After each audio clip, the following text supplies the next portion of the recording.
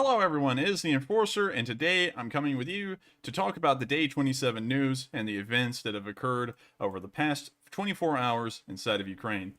Before we start, I would like to make a bit of a clarification and a statement on something that is starting to prevail amongst a large amount of us, including myself. There's been a large amount, and there's no way to get around this, there's been a large amount of civilian casualties in Ukraine.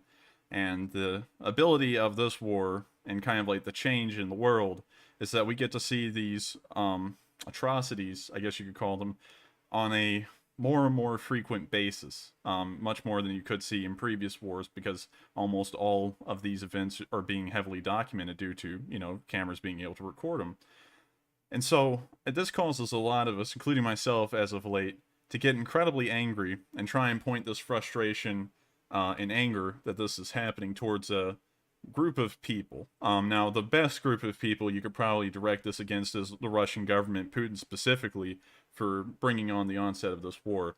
But lately, some of us, including myself, have been starting to get a little bit more hasty, I guess, more angered, and trying to direct this anger towards all of the Russian people. And what I have to say about that is that while I did, because a couple of days ago I actually made a statement kind of more directed towards the Russian citizenry than the government, and everyone has to remember, including myself, that there is still a lot of Russians inside of Russia who do not support the war and do not support the Russian government, and some of them who may be supporting the Russian government may simply just be misguided because they have no other information to go off of rather than what they're being told by the Russian government, who has an interest in pushing this war.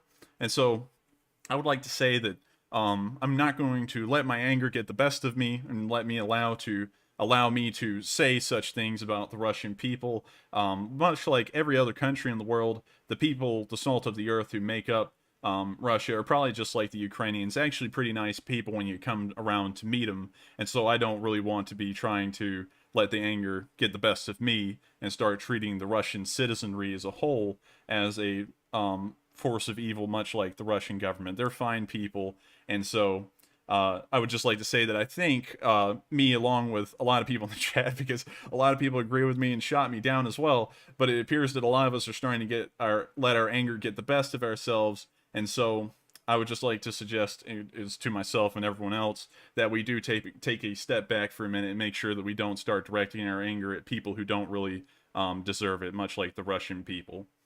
So now being said, we're going to move on to the schedule for tonight. We will be covering the northern front, of course, the area around Kyiv, Chernihiv. We will then move on to the eastern front, and in between we'll be answering questions from the audience. We will then cover the eastern front, including the Belgorod area, although you could kind of consider that international news because it's outside of Ukrainian borders.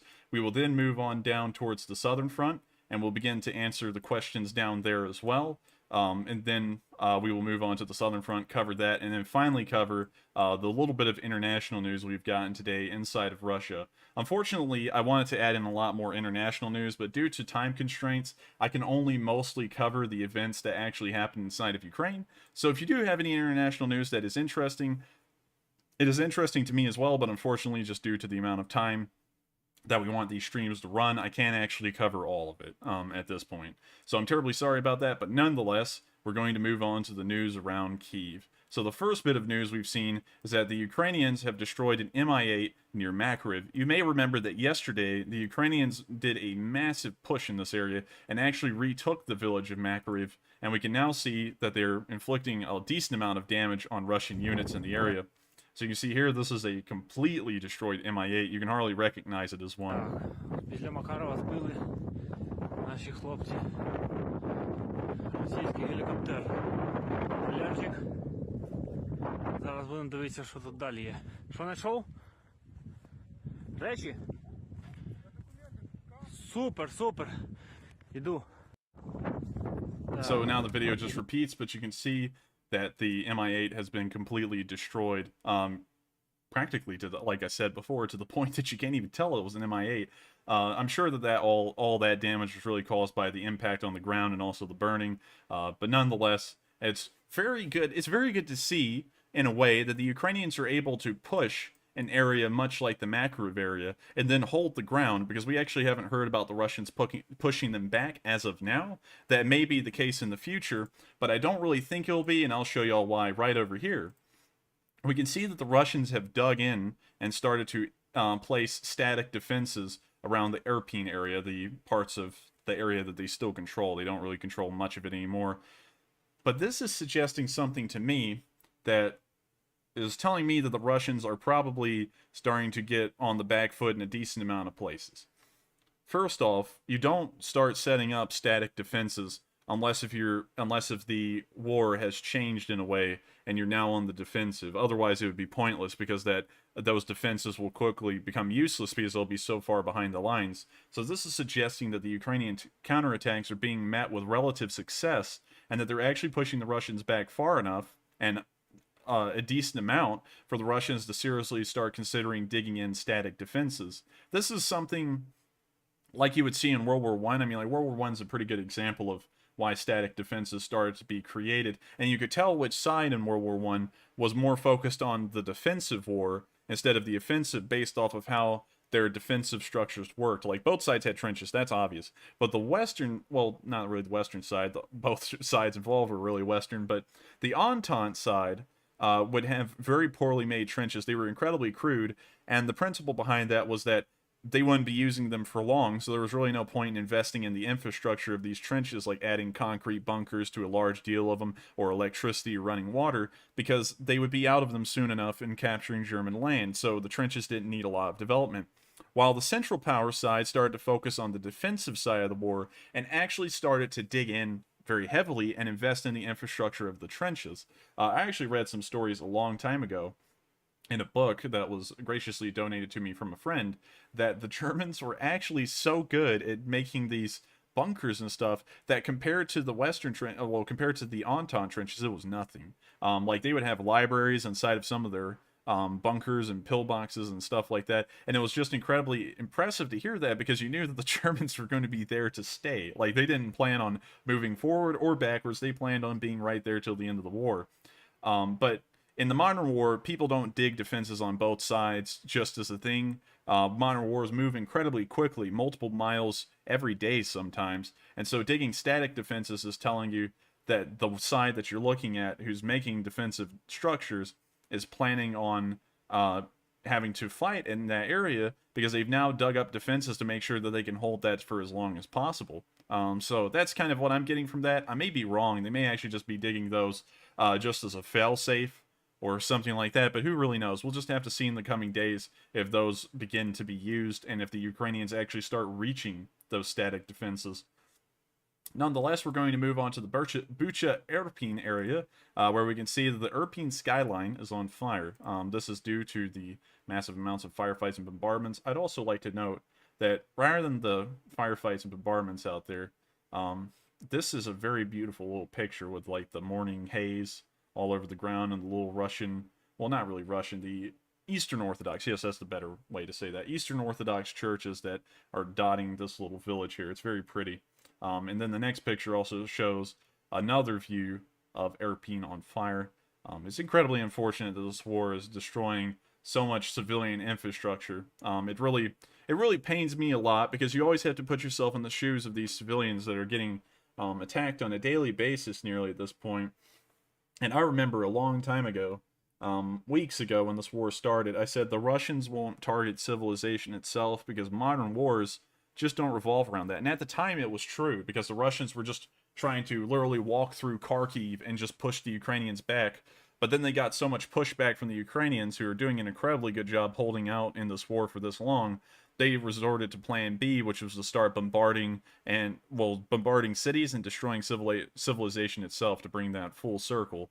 So it's unfortunate to see this kind of stuff, and you can only hope and pray, in a way, that the amount of civilian casualties inside of this pretty much war zone at this point and around these fires is minimal at best. So that being said, we're going to move on to the next bit of news inside of Irpin, which we can see some more pictures from Irpin. These are this is actually a satellite picture of the village of Irpin. Well, really the city, I'd call it. In America, this would be a city.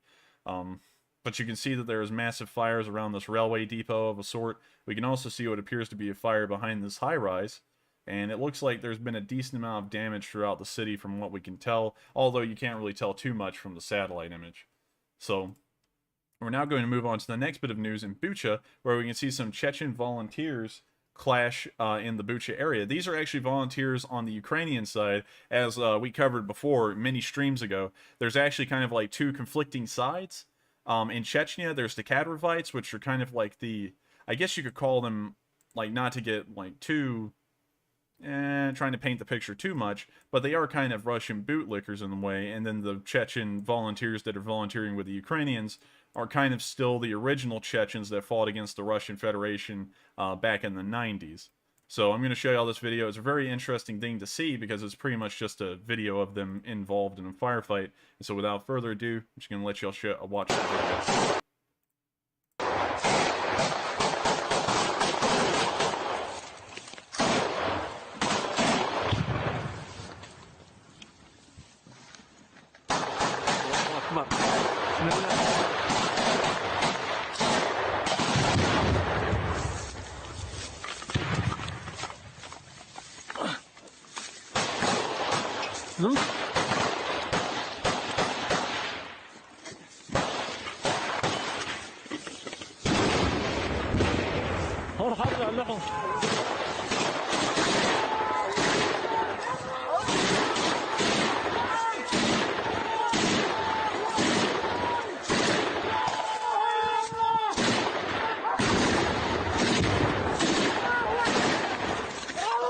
الله أكبر.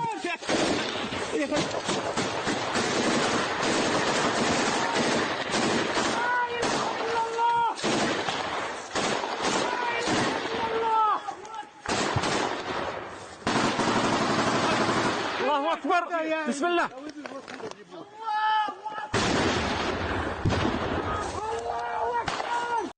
Okay, I have to say this. I find it kind of funny. We don't hear them shouting a lot of commands to each other or anything that they're trying to do. We just keep on hearing them shout, Allahu Akbar. I'm glad that they have a lot of fervor. It's just funny to hear because, like, most of the time in previous years, whenever we heard that phrase, it was always in a video of a certain group that was active in the middle of Syria and Iraq, and then in Syria itself during the Civil War, and it's just so weird to hear it here, but it's in a totally different context in a way, but it's nonetheless interesting, and it also tells you how kind of like worldwide everything's become in the modern world, while this has been the case before, because I believe it was the writer of 1984, he actually went to go volunteer in the Spanish Civil War back in the 30s. So this kind of like international volunteer system has always been around. It's been around for ages. But it's really interesting to see Chechens like somehow get out of Russia. I'm sure they just went to Georgia because Georgia and Russia have this really interesting dynamic where Georgia hates Russia, but they also pretty much have no travel restrictions for each other's population. So I'm sure they just went to Georgia, and then from Georgia went to Ukraine. But it's really interesting to see how you can have all these different sides and all these different factions of political entities around the entire world, like, kind of come into Ukraine, which is, like, completely separated from them, and they just come here to try and get back at the people they hate in their own country. It's a really, or support the people that run their own country, but it's a really interesting dynamic that the modern world is able to produce in a way. But nonetheless, I'm going to let the video continue.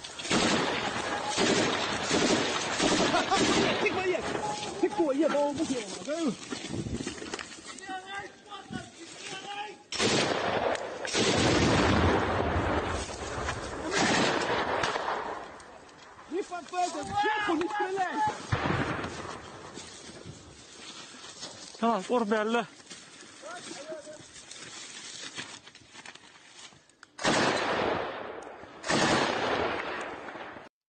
And so it feels to me, it felt to me like the video looped in because that looked so similar to something we saw a second ago, but nonetheless.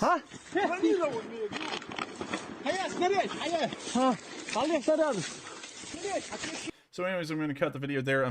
I'm glad that Ukraine gets support from all around the world. even in places like Chechnya that are directly under Russian control, and these Chechens will still find a way to make their way to Ukraine and fight for them as well. The Chechen situation is very complex, so the Chechens are fighting on both sides at the moment, but it's just incredibly interesting to see that kind of like complex and intricate political situation that exists inside of Chechnya and Russia kind of unfold in an entirely different war in a way that really doesn't involve Chechnya versus Russia, but it involves Russia versus Ukraine, and they kind of bring their political ideals with them into this war and pick sides based off of it. It's just very interesting to see, and I'm glad that they're helping Ukraine, and it looks like they're fighting incredibly hard for them as well. And so now we're going to move on to the last bit of news we've actually gotten around the Kyiv area, which is children finding a way to have fun. I thought this was a very nice little video to show, and it shows that the poor little kids that are caught up in this war in a way and can't leave.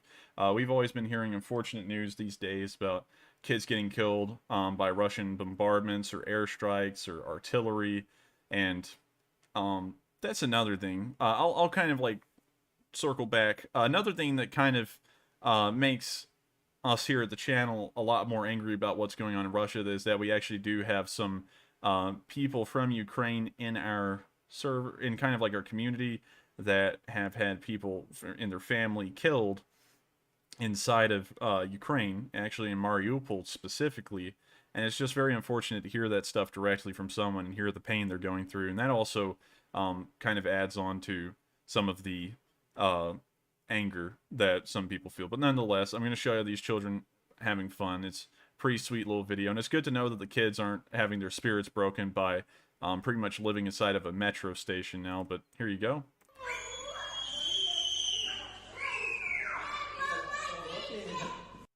Pretty funny little video, but nonetheless, that's actually all the news we've gotten out of Kyiv today. Kyiv has been relatively quiet. It looks like most of the action may be revolving around the Bucha Irpin Hostomel area, as well as the new front that appears to have been made near Kharkiv, where a decent amount of heavy fighting is occurring.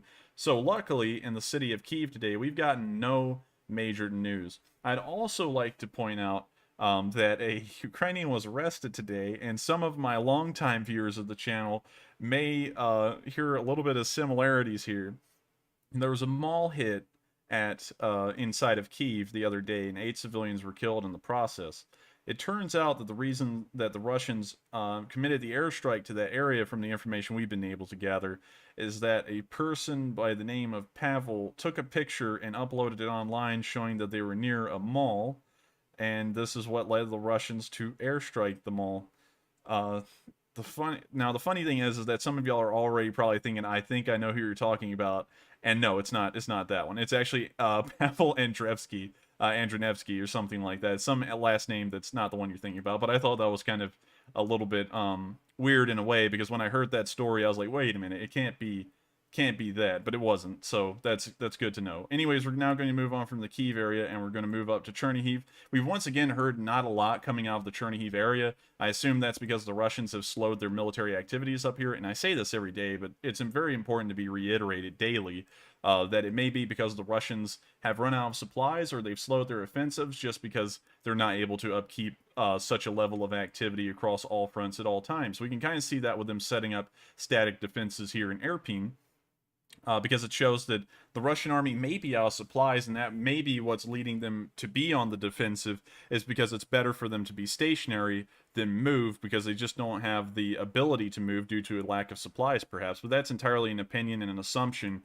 based off of the information we've been able to gather over the recent days and weeks. But nonetheless, the only news we've gotten out of Chernihiv is that there's been some more destroyed armor and equipment in the area. I'm going to mute that because it's got copyrighted music, but here's the video. So we can see that appears to be some kind of T-72 series tank, maybe a T-72B3 that has been knocked out. We can also see across the street there appears to be a BTR-10, maybe a KAMAZ supply truck there in the background. It also looks like this BTR-10 was put up on cinder blocks. Very interesting. The farmers have stopped stealing the BTR-10s and have resorted to just stealing the tires because it's easier and it's quicker.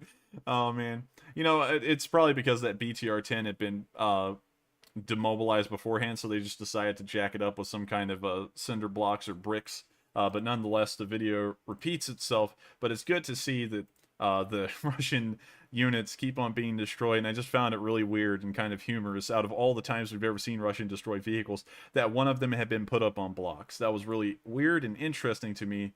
And so that being said, we've actually covered all the news and information that we could have gotten out of the Northern Front today. So that being said, we're about to move on to the Eastern Front, but before we do, we're going to take some questions from the chat. And so what do we got, Matthew? Okay, so good evening, everybody. So first up today, we have a question from Jeff Brown, who puts in a donation of $25. He says $25 for the enforcer's apology. I think you cut out there. Can you hear me? Yes, I can hear you now. Okay, a little technical difficulties there, but he says $25 for the enforcer's apology. The name's pronounced Jeff. Ah, all right. Well, thank you very much, and I'm thankful very much for the support and the donation. That being said, we're going to move on to the next question. Okay, and the next question up is from Geoff L. He says Slava Ukraine with a donation of $25. Well, thank you very much, Slava Ukraina. And with that being said, we're going to move on to the next question.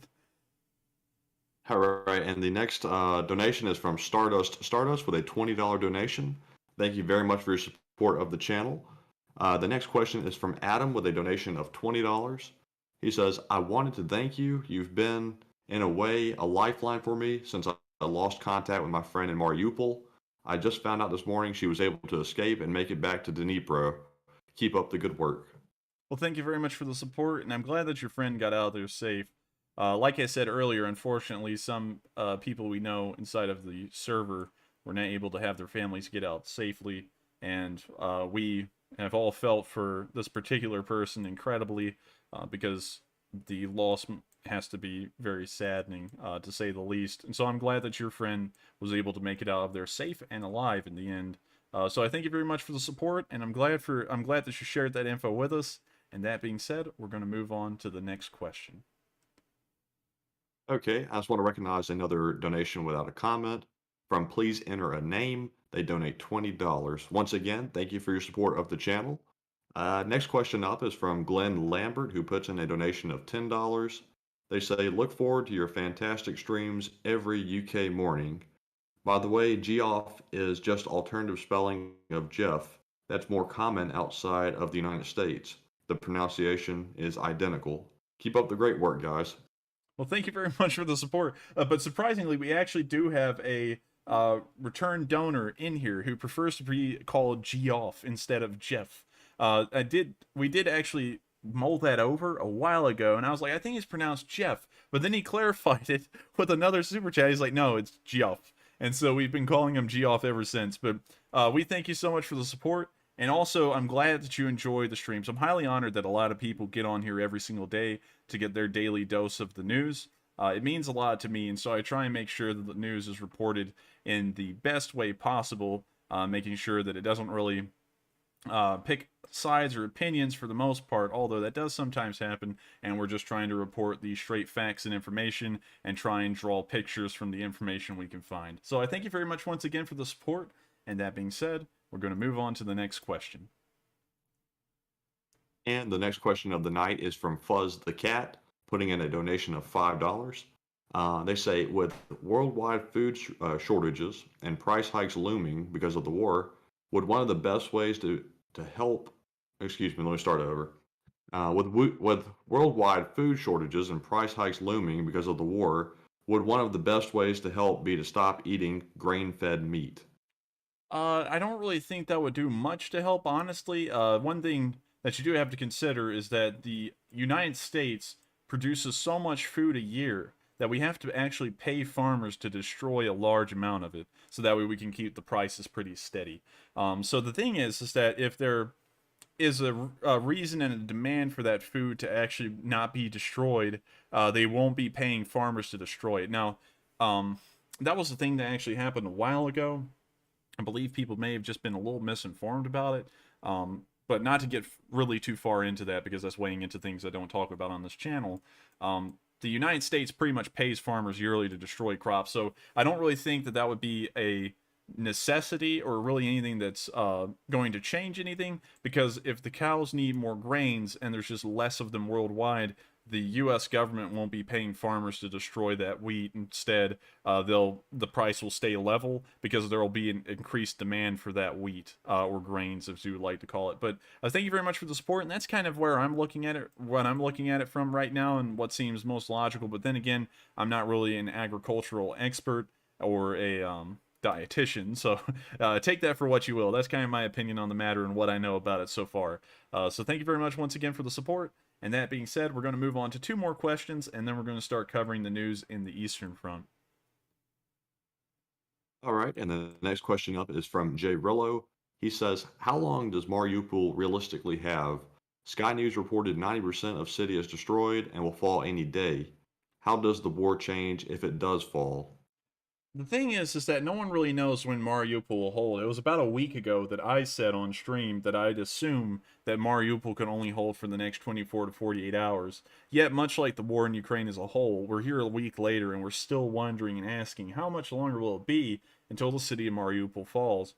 While last week it was kind of a wrong assumption, I'm going to assume that it will be within the next week that Mariupol will fall, due to the fact that the Russians are actually gaining a little bit of ground in the city, and it looks like they're going to start cutting up the city into multiple separated kind of like blocks where the Ukrainians are kind of stuck in, and they're going to systematically wipe out each and every one of these little cells. That's what it looks like at the moment from the information I was able to gather, but then again, that's entirely kind of like based off of public information, so it may not be entirely true. They may hold out for the entirety of the war, although that's highly unlikely, or they may collapse. The city may fall tomorrow. We just don't really know because there's very little information that comes out of Mariupol as to its actual condition. All we hear is that they're out of supplies, and so going off of that assumption alone, that they're out of supplies, we can assume that it won't last for much longer, but that's entirely based off of public information once again, so take that with a grain of salt. So I thank you very much once again for the support. And that being said, we're going to move on to the last question, and then we're going to move on to the Eastern Front and the location unknowns. Okay, and the next question up is from Hans Halberger with a donation of $5. He says, hello, enforcers. Is there a statistic about lost equipment and soldiers from both sides? There is not a statistic on the amount of lost Ukrainian equipment. Now, people try and get that number, and as far as I could tell, about 5 days ago, a number came out, and it said, and the ratio pretty much was that for every single Ukrainian tank destroyed, there's about 3 Russian tanks that have been destroyed. And so if we're about to get to the Kyiv Independent here in a second, and I think going off of those numbers, about 100-something Ukrainian tanks have been destroyed, which isn't a large amount of their tank force, but it is sizable enough that it may start to cause some minor issues, but nothing too severe, in my opinion, that can't be addressed with a kind of like increase of other supplies like anti-tank guided missiles and such things like that. But we do have a relatively accurate casualty statistic from the Ukrainians, and we actually got news today, although this wasn't included in the news, that the Russian government actually stepped out today and confirmed that there had been 10,000 Russian soldiers killed in the war. So, going off of that information, it appears that the Ukrainian estimate is not that far off. It may be off by a few thousand, and considering that the Russians are still trying to skew the numbers, the Ukrainians may actually be dead on with their body count as to how many Russian soldiers they have killed so far in this war. So I hope that answers that question. We will actually get to the statistics from the Kyiv Independent here in a second, which, based off of what the Russians said, you would have to assume they are almost true at this point, considering that the Russians still are trying to mitigate the number of casualties they've actually received, yet they've stated that it was around 10,000 troops. So I hope you see kind of like my logic there, because the Russians do kind of like skew things and figures, numbers, and everything to their advantage. So I hope that answers your question pretty well, and thank you once again for the support. It really helps us out at the channel and makes sure that we can continue to deliver this news daily. And so that being said, we've actually wrapped up all the questions there for our first question segment, and now we're going to cover this Eastern Front as a whole and the location unknowns. So to start off with the location unknowns, You can tell that now we've got all 6 days here, and we're just missing the last one, which will go down here, day 7. We are almost through the 4th week of the war, and we're about to enter the 5th week of the war. So without further ado, let's get to the news of all the location unknowns. First, we can see that the Ukrainians committed a pretty successful javelin attack today on a vehicle. Unfortunately, Telegram, as far as I know, doesn't actually let me full screen this. So this is all we can see from here, but we can see that a Russian vehicle was hit by a javelin successfully. And of course, the javelin has probably entirely destroyed the vehicle's fighting abilities, and the crew is probably bailing at that moment. We're now going to move on to the next bit of news. A lot of people, now I haven't been covering Wally on here a lot. I think it was something I put in one time before, but apparently the Russians claimed that Wally died 20 minutes into getting to the front line. Like, they just saw him and they got him. And so a lot of people have been saying that, and just so everyone knows, Wally is alive, and we actually have a picture of him to prove that he is still alive.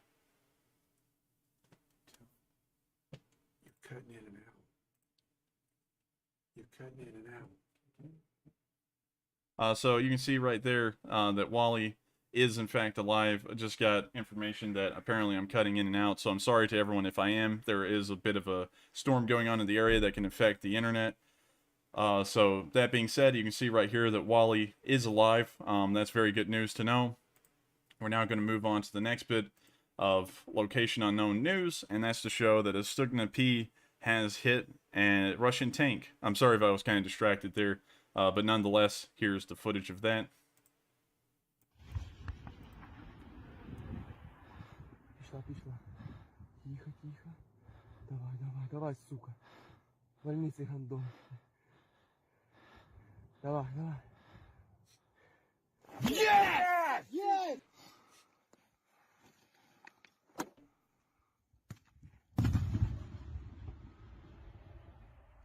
Двиг пішла. Іди. Та все, пиздаю. Єсть. Побіг. So you can see right there that Russian vehicles have been destroyed. I've been told, and I'm looking at the chat right now, that we have the stream cutting out in some places, and apparently there is some kind of lag in a way. So Matthew, can you check on your end and see if there's anything wrong with our internet, because it appears that there may be. So, Enforcer, it appears we're having some intermittent internet shortages at the moment due to the weather. So this may keep up. Hopefully it'll go away in a moment, but we're working on it. Got you.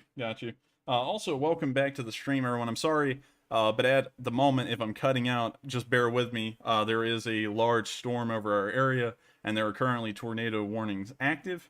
But we're still trying to deliver the news as best we can. So if we do cut out here and there, please forgive the difficulties, because we are trying to persevere under very adverse conditions as of now. So we're now going to move on to the next bit of location unknown news, where we can see some Su-25s in operation. Вон, въебали. Скинули. Красавцы! Их видят,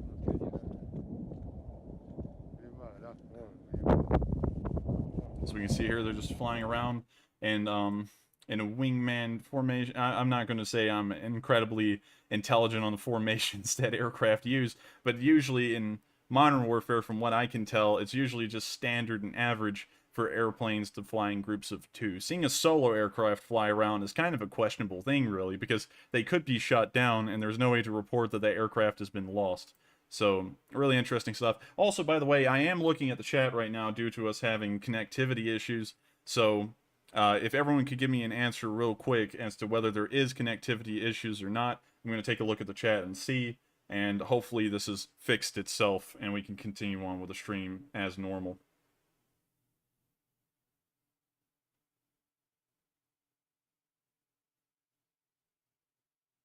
So let's see, I'm just waiting here for a second, because there's a little bit of a lag in between the stream when I'm saying it and y'all are seeing it, so I'm just waiting here for a second. Let me see.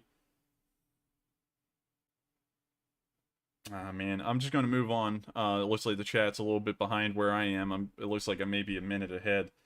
So now we're going to move on to the next bit of news, and we can see the Russians using carpet as camouflage. This is something interesting in its own right.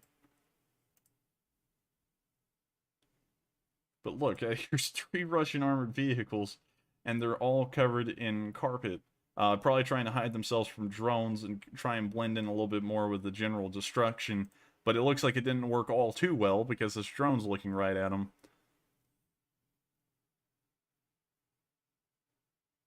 It's kind of funny to me because they probably think that they're well hidden, but yet there's a drone right above them just looking right at them. So now that enough time has probably passed, I'm once again going to check. Alright, so it looks like the stream is stabilized. Sorry once again, everyone. If you're just joining the stream, there are internet connectivity issues tonight due to a massive storm outside of my house. So please bear with me. We're trying to get through that as best as possible. We really have no control over the weather. So we're now going to move on to the next bit of news, and you see Ukrainian artillery gets hit. Now on this stream, I try and stay... I am pro-Ukrainian, so, you know, that being said, I do still try and report all the news we get every day, and today we got some footage of Ukrainian artillery being bombed out by the Russians. So I'm going to show you all this footage right here. It's very unfortunate stuff, but the Ukrainians are still holding in most of the country, so it's not like death knell news. It's not like this artillery has been destroyed and the nation will fall, but this is war, and all sides will lose equipment and personnel eventually, and in this footage here we can see that that is, of course, the case.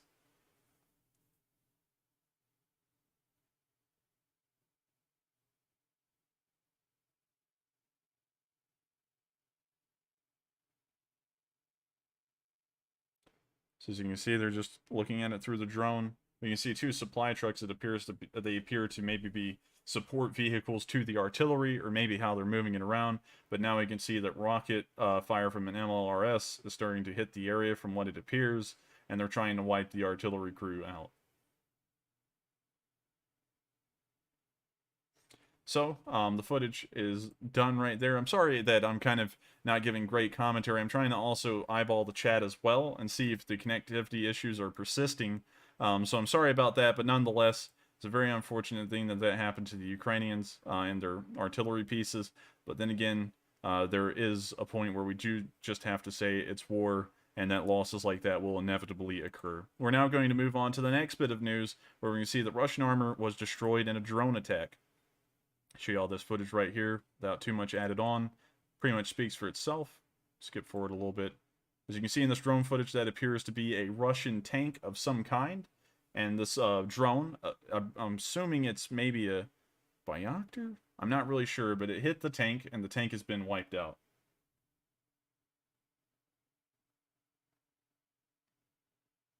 And as it begins to burn, the drone keeps on watching. It looks like it's going to strike it again.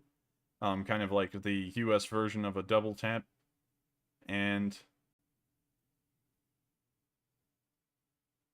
well, it looks like it's dropped a 3rd explosive. I guess the second one didn't work, but that one did. So we can see that it's been hit twice now. Maybe I imagined seeing the second one, because that's kind of weird that it didn't explode, or maybe it was a dud, who knows. But nonetheless, that's the end of that video. It's always good to see that the Russians are not really getting far without taking heavy losses, because we do see a decent amount of videos of Ukrainians being destroyed here and there, but we see so many more videos of the Russian vehicles and personnel getting wiped out, which is telling us that the Ukrainians are fighting a pretty good defensive war, at least on their end, because they're inflicting more casualties than they're taking, and that's the main goal of a defending army, in a way. So we're now going to move on to the next bit of news. We can see that the Ukrainians hit the Russians while they were hiding inside the woods. It appears that they moved a decent amount of vehicles into this neck of forest here, and the Ukrainians started to try and flush them out. So I'm going to let y'all see this video here.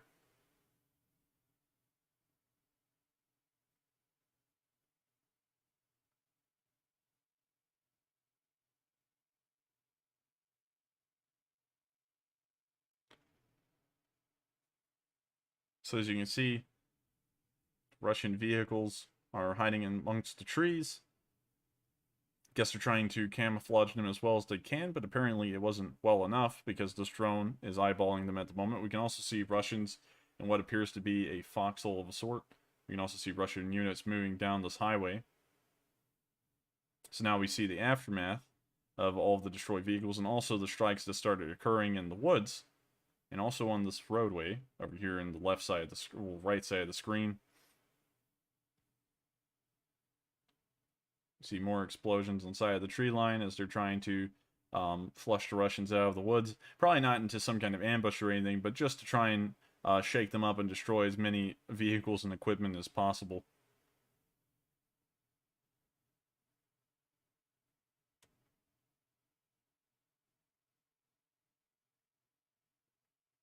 And it looks like they're hitting them pretty well. I'm not really sure if all of those hits are directly on a vehicle, but if they are, they're racking up quite a score of vehicles in this one video alone. And it looks like it continued on into the night.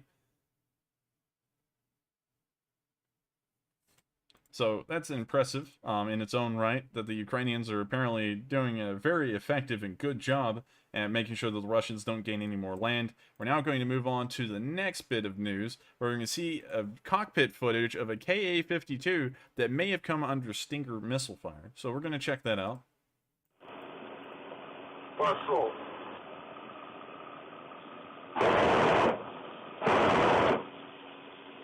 Отход. Стингер. Давай падай. Ракета летит. Твою мать. Давай. Валим, валим, валим, валим, валим, валим. На предел. Валим, валим, валим. Лево. So we're going to rewind that here and look for the specific instance, because I was looking at this as well, trying to figure out when. Давай не падай. Ракета летит. Твою мать. Давай. I'm not really sure if they're saying it or not. It really just looks like normal footage, but according to the video title, it says allegedly under Stinger fire. So I'm not entirely sure, really looking at the footage, if they were or weren't. We could also see them at the beginning. It looks like they're doing the usual tactic of flying the helicopter forward, tilting upwards, and then firing their rockets so that way they can get more range on it and not have to get as close to the target as usual. Right here. Which suggests that they are trying to avoid some kind of air defenses, so that way they don't have to get too close to the target. But at the same time, we never actually saw the Stinger, or the use of one. I'm not really sure if they were saying that they were getting locked on by a Stinger or not, or if they'd known that one had been launched. I don't really think that you get that kind of warning if a Stinger is launched. Not really sure if that's kind of just an assumption. But nonetheless, it's an interesting video to see straight out of the cockpit footage, or well, the HUD footage of a Ka-52. So we're now going to move on to the next bit of news, where we can see that a Tachka, a Ukrainian Tachka, was shot down by Russia in flight to Russia. This is very interesting to me because a lot of people are always asking in the comments, why don't the Ukrainians fire back at the Russians? And it appears that they are in some way, shape, or form, mostly at military targets from what we can tell, because if civilian targets were being hit inside of Russia, we would get videos of that and we would send it up here because we see a whole bunch of stuff here daily.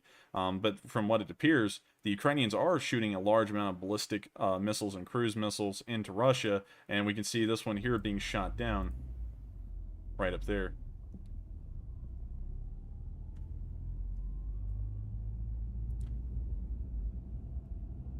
It's good to know that the Ukrainians are trying to strike back at military assets inside of Russia before they can actually get to Ukraine or the supplies can be used there. So it's good to know that the Ukrainians are taking an initiative in some ways, such as counter-missile attacks, I guess you could say, into Russia. We're now going to move on to the next bit of news, where we've got the casualty report from the Kyiv Independent. As far as today's numbers have gone, there have been 1,530 troops killed. Just to say this once again, the Russian tabloid said that around 10,000 troops had been killed, and then the Russian government came out and said around 10,000 Russian soldiers have been killed. So we can get the idea that they do have an incentive in making sure that those numbers appear low. And so we don't know by how low, because we know that the Russians were entirely truthful. We know that thousands of troops had been killed in the opening week of the war, and then they came out a week later or so, and said only 500 of our soldiers had died. It's growing great. But now it looks like they're actually having to say more of the truth in their country, because things are going so poorly, and so they know that they can't keep up that kind of lie because nothing will back it up. We can also see that it appears that the Ukrainians shot down 2 more extra planes from yesterday, as the count went up from 97 to 99. So we're only one plane away from Ukraine shooting down 100 aircraft, which is really impressive. We can also see that they've taken down 123 helicopters. They now have destroyed their 500th tank, and they've destroyed 9 extra. 252 artillery pieces, 1,556 APCs, 80 MLRSs, 3 boats, 1,000 vehicles. Not really sure if those are including supply vehicles, but one can only assume that they don't have that many Tigers running around that have been destroyed. 70 fuel trucks, 35 drones, 45 anti-aircraft vehicles, and 15 special equipment vehicles. The numbers are starting to add up greatly for the Russians. While it's not a huge amount of their force, one has to remember that the budget of the Russian military is incredibly small, and they're fielding, on paper, ground forces that I believe outnumber the Americans. Let's check that out. How many MBTs does the U.S. military have? Let's check that out. Alright, so the United States military has an annual budget of around $660 billion. And with a budget like that, we field 8,725 tanks. The Russians field 22,710 tanks with a budget a fraction of that, around 50-something billion. I believe it's gone up to around 60, but still, nonetheless, it's just 10% of the American military budget, and you can get an idea in a picture that you just can't support an armored force of that size on a budget that small. It seems feasibly impossible, and if something in common sense seems to not be the case, it usually is so that they can't actually support that many armored vehicles being at tip-top maintenance and shape, ready to go into a combat zone. So I'm going to assume that the Russian armored vehicles that are actually in fighting condition are much lower than this stated 22,710 number, and so, that being said, we're going to say that 509 tanks the Russians have lost is an incredibly high number, because if you put that into the American perspective, let's do a little bit of math on that real quick. If we have 8,700 tanks, and 509 of them were destroyed within 3 weeks, let's see what percentage of the American tank force would have been destroyed. That would be 6% of America's tank force destroyed over the course of about a month. So you can get the idea that these kind of losses aren't anything that's sustainable for the Russians, especially since some of their factories that update and upgrade tanks and refit them into being more modern have had to shut down due to the sanctions because they can't get the supplies necessary to upgrade and keep on modifying the older tanks that have been sitting around rotting in depots for years on end. So we're now going to move on to the next bit of news, where we can see that Ukrainians have destroyed another Pantsir. This one appears to have burned out for quite some time, but nonetheless, another destroyed Pantsir. I'll show you all the video. Остатки сожженных остов знаменитого ракетно-пушечного комплекса «Pantsir С-1» ВС РФ. Машина была все-таки чем-то повреждена, и ее бросили. Так, вот такой вот он был. It's normal usually, and this video is kind of loud for me, so sorry if I'm talking loud, but it's usually normal for a vehicle to burn out like this after they've been hit, because a fire will start somewhere and just burn out all of the softer non-metallic stuff in it. But still, it's a $15 million anti-aircraft system that has been entirely destroyed and will be completely unusable in the future. Вот обращаю внимание, что тут у нас ручка в машине за 15 миллионов долларов. Мы видим припарено детали из арматуры. Ух, елки-палки, это какая-то, видно, высокотехнологичная арматура. Мастерство российской промышленности видно, читается в каждой детали. Да, ну здесь снято абсолютно все пошло на хозяйство. Баштанка жжет. Как мы говорится, тут сухпай, тут остатки, да, сухпая, понятное дело. Ну вот так. В общем, машина здесь проезжала. Hang on, wait a minute. I don't know a lot about cars, but is that a leaf spring? Goodness. I mean, that stuff is used on like steam trains in the 1940s. That stuff in America was kind of phased out, like, finally in, like, the 40s and the 50s. Like, you will not find that kind of suspension on anything modern in America. Yet in Russia, they're still using this kind of suspension system. Now, that is archaic. Now, you can sit here and talk about the Russians are advanced and stuff, but if they're using that kind of suspension that you would find on, like, a Willys Jeep, well, not even Willys Jeep. Willys Jeeps weren't even that cheap. You would find this on, like, a Model A Ford. That doesn't paint a good picture for your military. But anyways, I mean, like, maybe there's a reason that they're using that, but nonetheless, that kind of looks archaic to me, although they're probably trying to field vehicles as cheap as possible. So we're going to move on. Skip forward a little bit to the part that we were at. Была российская разбита, и ее остатки рассыпались по всем вот этим прекрасным полям. Здесь проселочная дорога. У этой машины был персональный эскорт. Как говорят бойцы, да, здесь было сопровождение, но тем не менее она была... Okay, I gotta check that out. This video goes on for like 4 more seconds, but I'll let y'all watch it. But I have to go pull up if that's a leaf spring axle for real, because that is like, that's like old-fashioned if it is. A leaf spring suspension. Let me see if that's like the right name. Yep, that's it. Yeah. That was a leaf spring suspension. I don't think those are used often anymore. Interesting. Well, actually, the 2016 Volvo XC90 has a leaf spring. That's really interesting.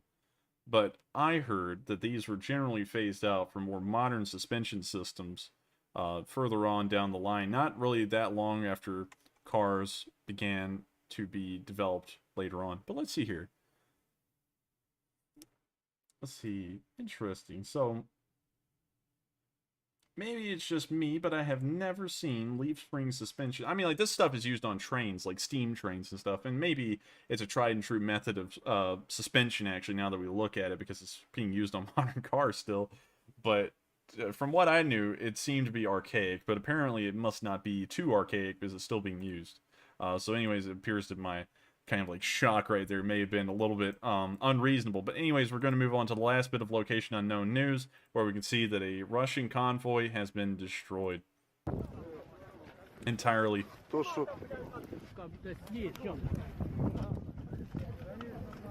Горить нахуй все, блядь, ёбані матері, блядь. Пацани таряться, блядь. Все, що можна, нахуй, пить. As we can see, the vehicles were destroyed. Not to recap or anything, but logistics are incredibly important to the Russian military and any military around the world. Without supplies, an army can't function. And as you may remember, Napoleon is famous for saying, an army marches on its stomach. And in the modern world, that's no less truer than what it was in the 1800s. So, if the Russian supply vehicles are destroyed and they don't get their supplies, everything grinds to a halt. So the Ukrainians appear to be focusing heavily on destroying their logistics and supply chains, because that, in turn, will stop the army from rolling. On top of that, to not really touch on international news already, the sanctions that have been imposed on Russia from around the world are starting to appear to take a heavy toll on the Russians in every regard, especially their civilian infrastructure now, as they're starting to see shortages of basic things that they need to keep their modern economy and industry running.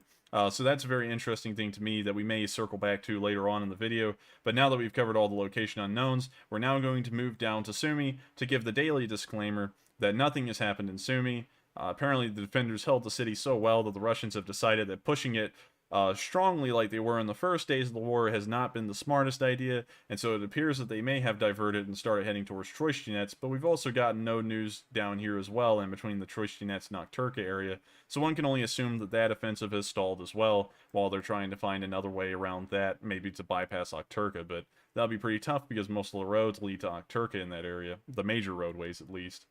So now finally, we're going to move on down to Kharkiv, and I hate to say this as well for our viewers who are looking for news, but we don't have a lot of news that came out of Kharkiv today either, but in my opinion that's a really good thing. It shows that the citizens of Kharkiv have maybe gotten a bit of reprieve today from just the absolute bombardment and shelling they've been seeing over the past few weeks, and so that's good news to me at least, that I don't have to report anything there, because it shows that not much is happening there, actually. So I'm very happy about that. So we're going to move on to the only bit of news that we've seen around the area of Kharkiv today, and that's Russian artillery getting plastered by the Ukrainians. I'll show you all this right here. Pretty much speaks for itself in a way.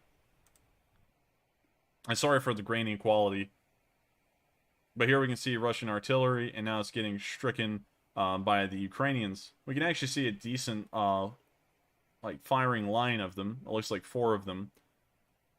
And it looks like one of them just took a direct hit in the bottom left and the bottom right. It looks like there's a cook-off happening in the one in the bottom right.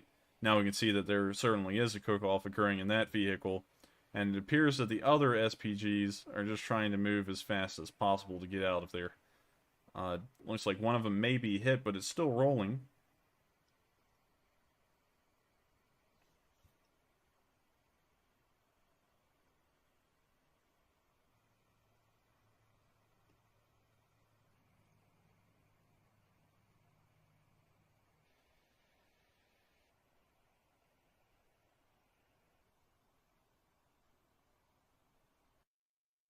Nonetheless, very interesting to see that the Russian SPGs were getting smacked by the Ukrainians. It's kind of standard stuff, run-of-the-mill events these days, you know, because we see the Ukrainians just wiping out everything with drones. But nonetheless, it's still good to see that their drone force hasn't been wiped out like the Russians have said. You know, they say that they've destroyed around 100-something Ukrainian drones, but that's twice the number of the drones that we know Ukraine has. So that number must be off by a large amount.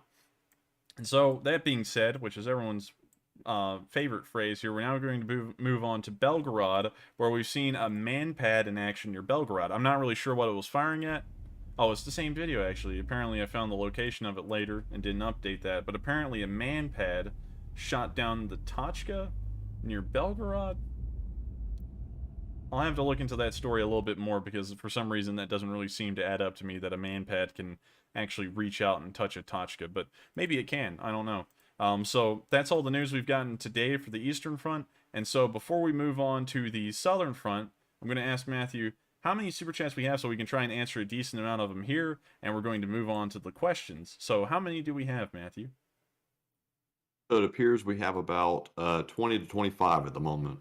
All right, so we'll try and answer about 10 of them here. So, and also don't worry, everyone, about your super chat not being answered yet. There is always a decent backlog of them, but we do try. Well, we actually get to all of them before the end of the night. So if you're waiting for yours to be answered, just stand by. We will get to it eventually. And so that being said, we're going to move on to the first question.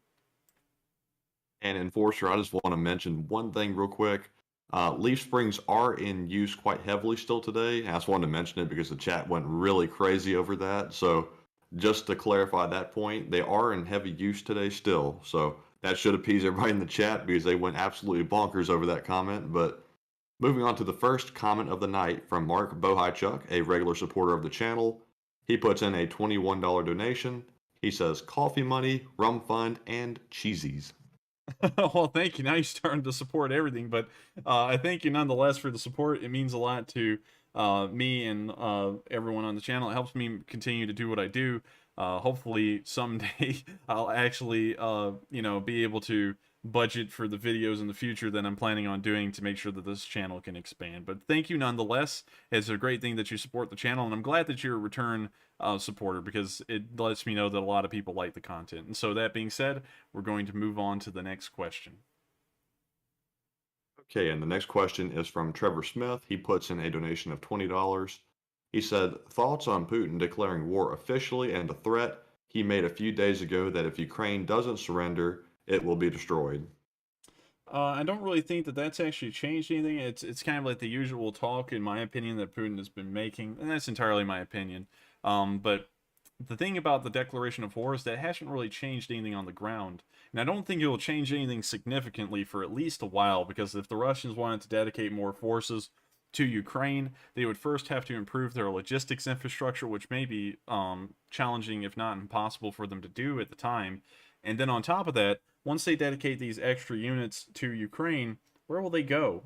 Where they won't be just crowding the battlefield with extra targets. I mean, like, I could see them probably going out west and attacking somewhere around Kabul and Sarny, but I can't really see them adding anything to the areas around here, because these areas are pretty much, as far as I know, saturated with as many units as they can fit into the region. So Not entirely sure what it will actually pan out to mean in the future, but I believe that that was more of a ceremonial and symbolic kind of thing that kind of suggested the war is not going in their favor, and so now they have to kind of say something so that way the situation can be adjusted in the minds of the Russian citizenry, so that way they can get them geared up to think that this will probably go on for a decent while, and that they're going to have to make sacrifices in the way of consumer goods for this war to continue in a way. I'm guessing that's probably what they were going for.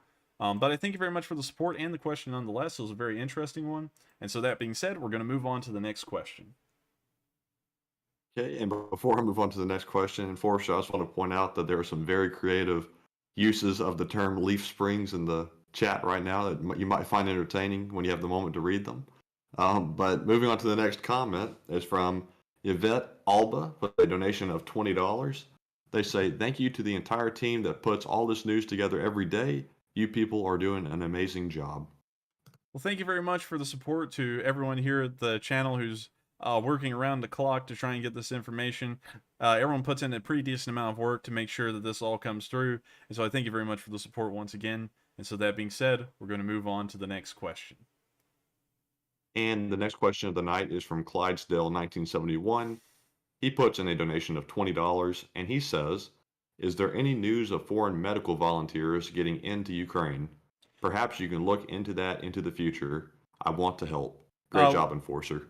Well, thank you very much for the support, and we do know that foreign medical volunteers are getting in. Doctors Without Borders and the American Red Cross is currently active in Ukraine, and we've actually run fundraisers for both of them and raised a collective $60,000 to help out those nonprofits and their operations inside of Ukraine. So I do thank you very much for the question. It allows me to once again thank everyone here in our community that supported that, because it meant a lot to me and it means a lot to everyone in Ukraine. So I thank you all once again so much for your continued support of my channel and also the support of organizations that are helping out the Ukrainian people.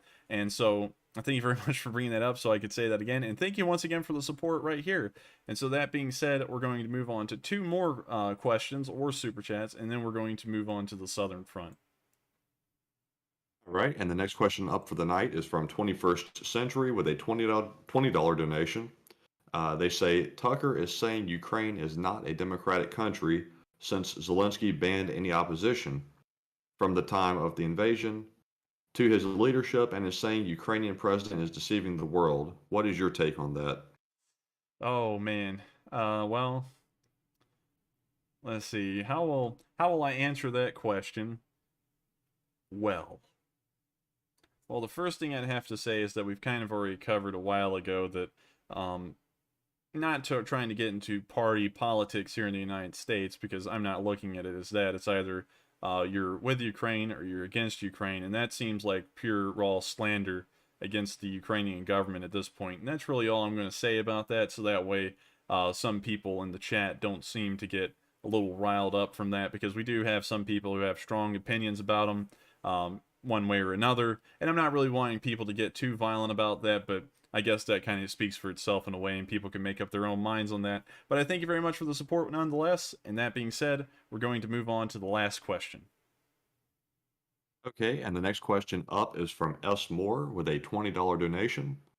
They say, what about a mine float around near shore Odessa? $20 is equal to one sockeye salmon. Okay, well, thank you very much for giving us a sockeye salmon. But I think you're asking if they can mine the water around Odessa. And I would assume that the Ukrainian Navy, which is incredibly small and mostly consists of patrol boats, probably does not have the ability to lay mines at sea. But let's pull that up and see if they have a mine-laying ship. Ukrainian mine layer. Let's see if they got one.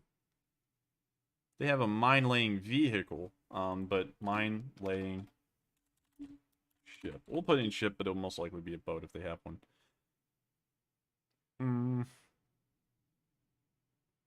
Mine warfare vessels. Oh, here we go. All right. So they have... Okay, this one was captured by Russia.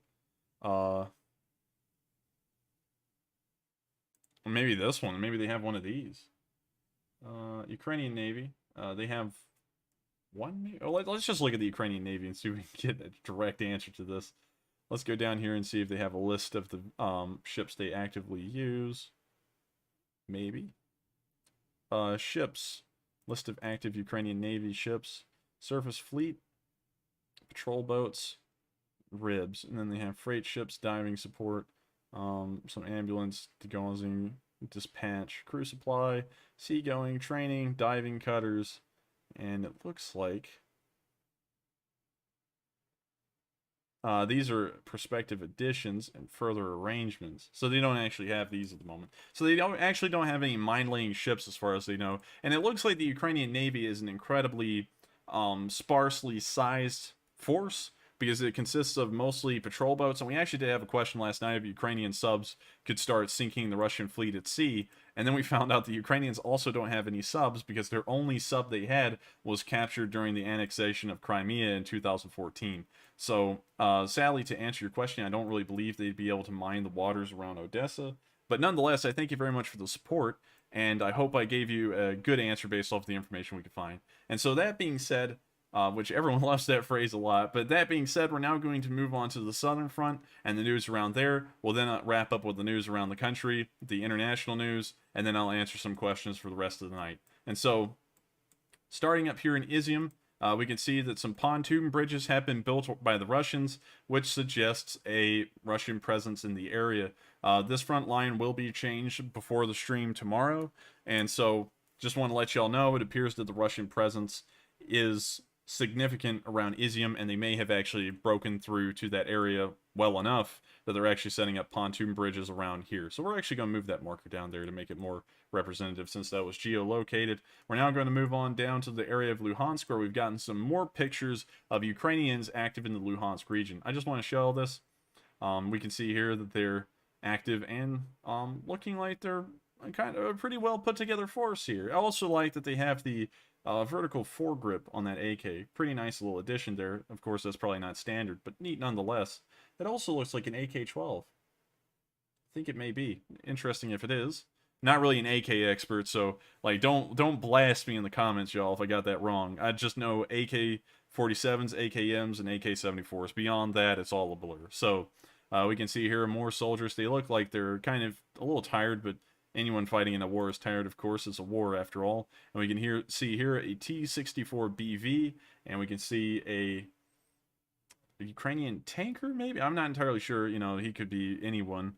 But nonetheless, we can just see a T-64BV here in the background. Pretty interesting picture, and it's good to see the Ukrainians are still active and fighting in the Luhansk area. We're now going to move on down to the next bit of news in the Kramatorsk area, where we can see strikes being committed on the airport around Kramatorsk. These appear to have been conducted by some kind of ballistic missiles or cruise missiles, but nonetheless, here's the footage.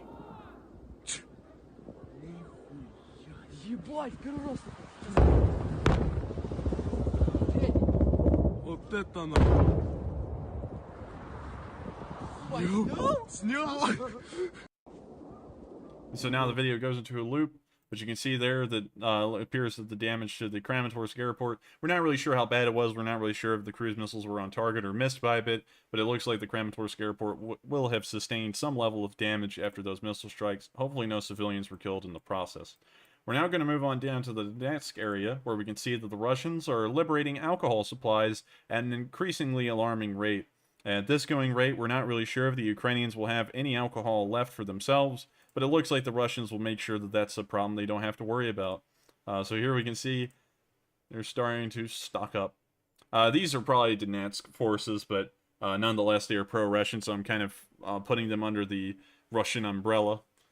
But still, very interesting. I'm sure that if we check the security footage later on, this whole entire thing will be empty because all the Russian soldiers in the area will have just come through and grabbed a thing or two. But who knows? Interesting to me nonetheless, and kind of funny in a way, because it looked honestly like he was still kind of guilty about doing it. Let's look at that again. He kind of like slipped in his jacket like he was not really sure about it. It's like he was shoplifting it pretty much. But yeah, you know, I guess you could say that they've been running out of supplies, and I'm sure that the Russian military doesn't supply them booze, although who knows? I'm not really sure about that. The U.S. military, of course, as far as I know, would supply booze at military balls, but I don't really know if they had them overseas, you know, with a grog bowl and stuff, from what I've been told. In Vietnam, though, I mean, like, beers were a dime a dozen from what I was told from veterans. Like, beers were everywhere. But anyways, we're now going to move on to the city of Mariupol. The city of Mariupol was covered a little bit earlier in the stream due to a stream question, but we can see as of the moment, Mariupol still holds.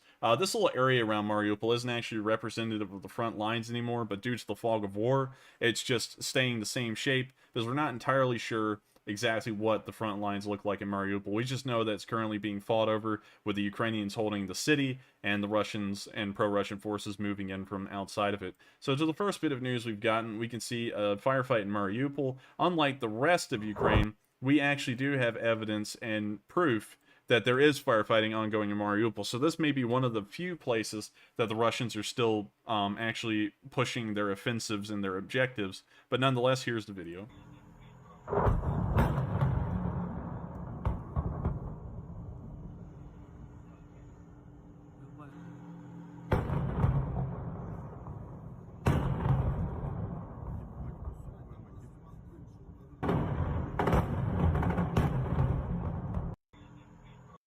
So, as you can see, hopefully no civilians were killed. Of course, the entire city of Mariupol is filled with civilians, and so, of course, whenever seeing any firefighting footage, you do have to consider that civilians can be killed, and it's an unfortunate thing, and it's a war crime, of course, to kill civilians and non-combatants, but as we know, the Russians are constantly doing the opposite of that every day in this war. It appears that they have no regard for civilian lives, and it's just incredibly aggravating and unfortunate. But we're now going to move on from that to another part of the city where we can see DNR soldiers active in the city of Mariupol.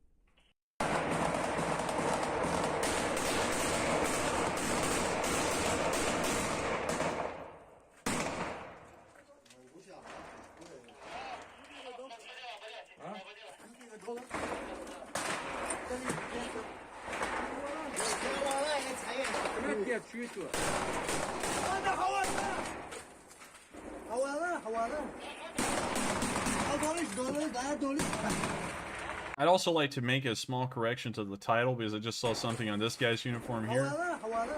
That's the flag of Chechnya, so I believe that these may be Kharkivite Chechens that are also fighting with the DNR, if the DNR is even present in this video. One thing I would like to say, kind of my assessment, although I don't have any experience to know whether this would hold up or not compared to American forces, but these once again look poorly trained, like they hardly know what they're doing.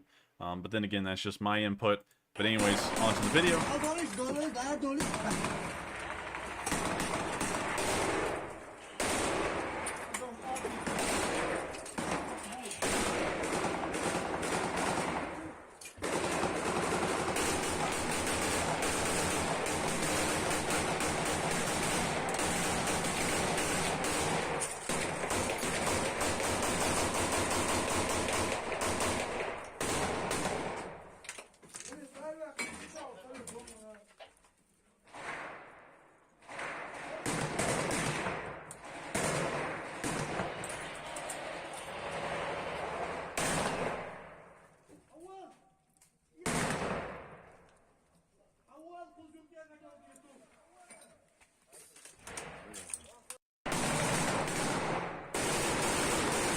So as you can see, the firefight continues. This is a rather long video, but interesting to see nonetheless. You can also see, to pause the video real quick, that the damage is of course extensive in Mariupol. As of the last report, around 80 to 90% of the buildings inside the city have been pretty much destroyed to the point that they'd have to be rebuilt after the war or completely demolished. So we know that the damage, of course, here, present in this video, may not be representative of the actual scale of damage around the rest of Mariupol because it's just gotten that bad.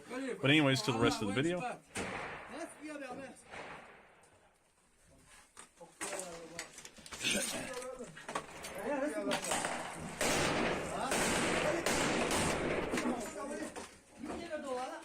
Назад, назад, назад!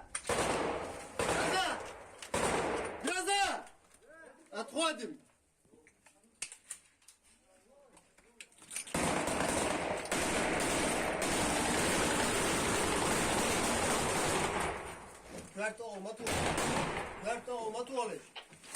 Вообще из здания отходим обратно? На этой позиции?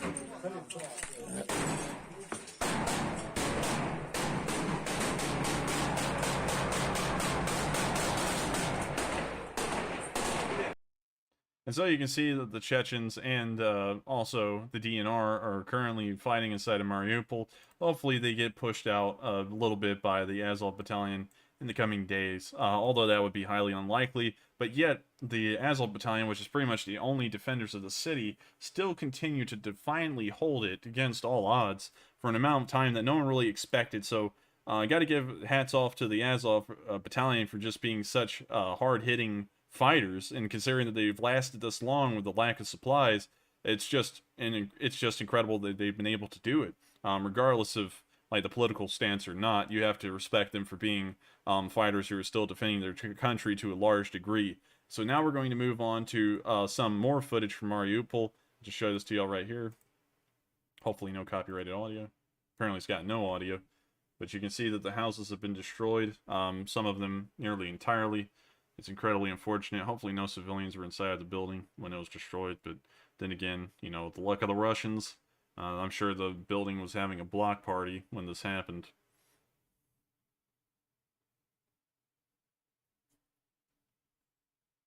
And so now the video is going into a loop, but you could see the extent of the damage in that one small area, and that's pretty much reflective of the entirety of the city. And so now to the best bit of news we've gotten, the best bit of good news we've gotten in Mariupol today, is that the Azov battalion destroyed a fast attack boat off the coast of Mariupol. Show this to y'all. Somewhere out there. Unfortunately, I can't get this full screen. Попади, попади, брат.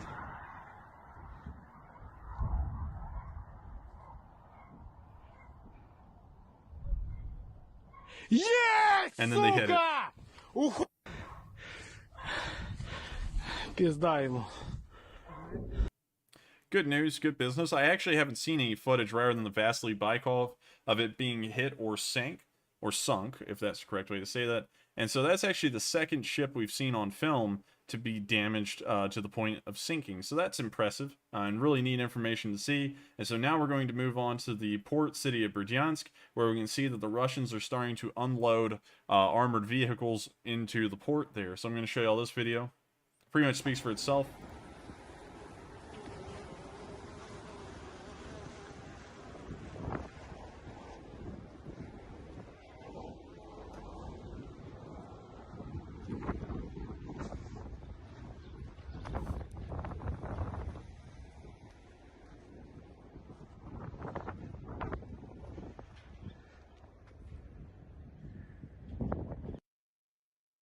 And so we can see that the Russians are starting to unload troops and equipment in Berdyansk, which is sort of suggesting to me that they may have ditched the idea of dropping these forces off that we've been hearing about at sea, waiting for Mariupol to fall and then use the ports there. They may have diverted them and started using the port of Berdyansk for the ships that were large enough to moor there.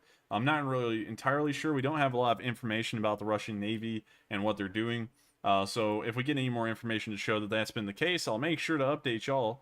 So that way we can get the most pertinent and relevant information available to us. And so now we're going to move on to the area of Kherson, where we'll hear the last bit of news today. The area of Mykolaiv has been incredibly quiet. There's actually nothing that happened there today, which is very interesting because that's never been the case until today. So that may suggest that things have kind of stalled in the area, or they're going poorly for the Russians. I'm not really entirely sure, but either way, it's interesting news nonetheless. So now we're going to move on to Kherson, where we can see the Russians are starting to pull out the antiques as well, as they have a Maxim in the back of this trailer.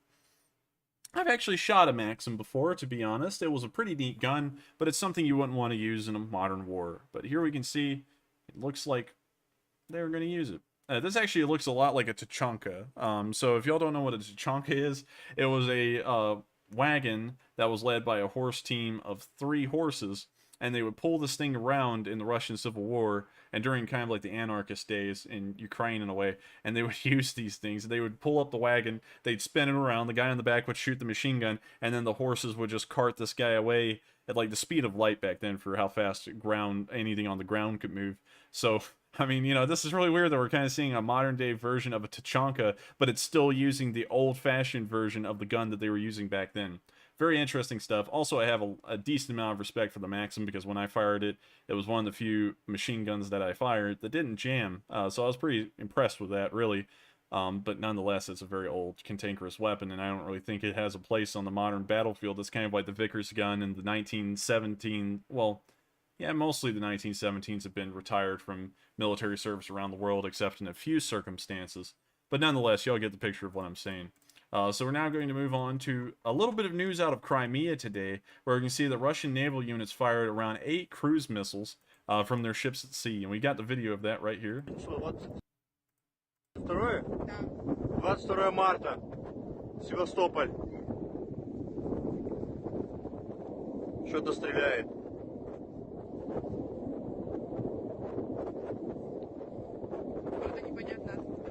Понятно, там корабль стоит далеко-далеко, видно его. Маленький такой. Что-то стреляет. А куда там не видно абсолютно, там просто горизонт. Не внушают оптимизм. Ну, очень стрёмно было сейчас посмотреть на это из окна. Смотрю, что-то летит, такое, о, что-то жесткое. Я надеюсь, это просто плавное учение. Хотя я близко возле города. Собственно, вот город, сам здесь рядышком. А что там стреляют, вообще без понятия. И куда. Возможно, да, стреляли. Но мы думали, это самолет летает. Самолеты, говорят, нормально, что здесь летают. Самолеты, вертолеты. А вот то, что сейчас стрельба была, это вот это уже что-то жесткое.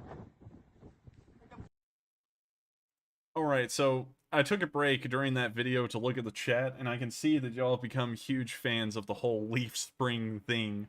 So, on top of coffee, and on top of me saying that being said, it looks like, that being said, y'all have become a big fan of leaf springs. So, pretty interesting that would be what's caught on. So, I'm going to call y'all the Leaf Spring Gang, or the Leaf Spring Battalion probably, as time goes on, because that's a really interesting thing. Out of all the things y'all could have picked, y'all picked leaf springs.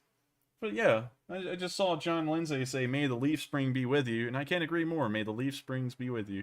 And so now we're going to move on to the news that's left in the country, which is only this one bit in Venetia. We can see that an Iskander cruise missile was shot down, and the remnants of it have landed out here in this field. It looks like a really sad crockpot. But nonetheless, it's good to see that the Ukrainians are, in all seriousness, still shooting down cruise missiles, and they still have air defenses that are active throughout the entirety of the country, and that they're protecting these cities in some way, shape, or form, regardless of how effective they are for the most part. At least they're still active and trying to do their best. So now we're going to move on to the international news, and this is actually the last bit of news for today, and we can see in Nizhny Novgorod that several fuel trucks, and it looks like fuel silos, caught on fire. The cause of this is unknown. We don't know if a Ukrainian cruise missile managed to fly somewhere past Moscow, because that seems really, really far-fetched to me in a way. So I'm not really sure if it would be the Ukrainians that have stricken this kind of like fuel silo location, but nonetheless, apparently 6 fuel trucks and the oil depot caught on fire. So I'm going to show y'all that.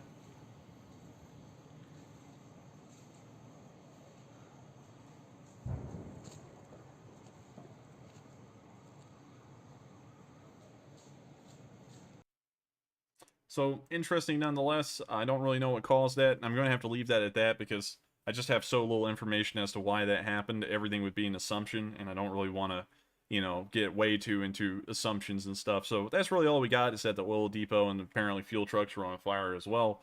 And so, that being said, we've actually covered all the news from all the fronts in Ukraine and a little bit of international news that we included in there as well from Nizhny Novgorod.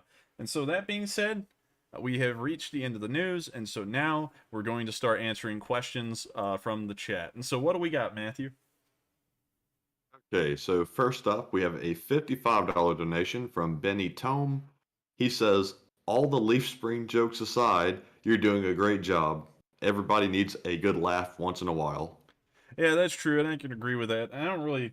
I like the Leaf Spring stuff. Honestly, it's kind of funny. That out of everything that's come out of this war, everyone's chosen Leaf Springs to hop on the bandwagon with. So I kind of like that. That's pretty funny. We'll probably start making that like an actual thing in the culture of this channel, kind of like that being said in coffee funds probably. But thank you nonetheless for the support. And how many super chats do we have, Matthew?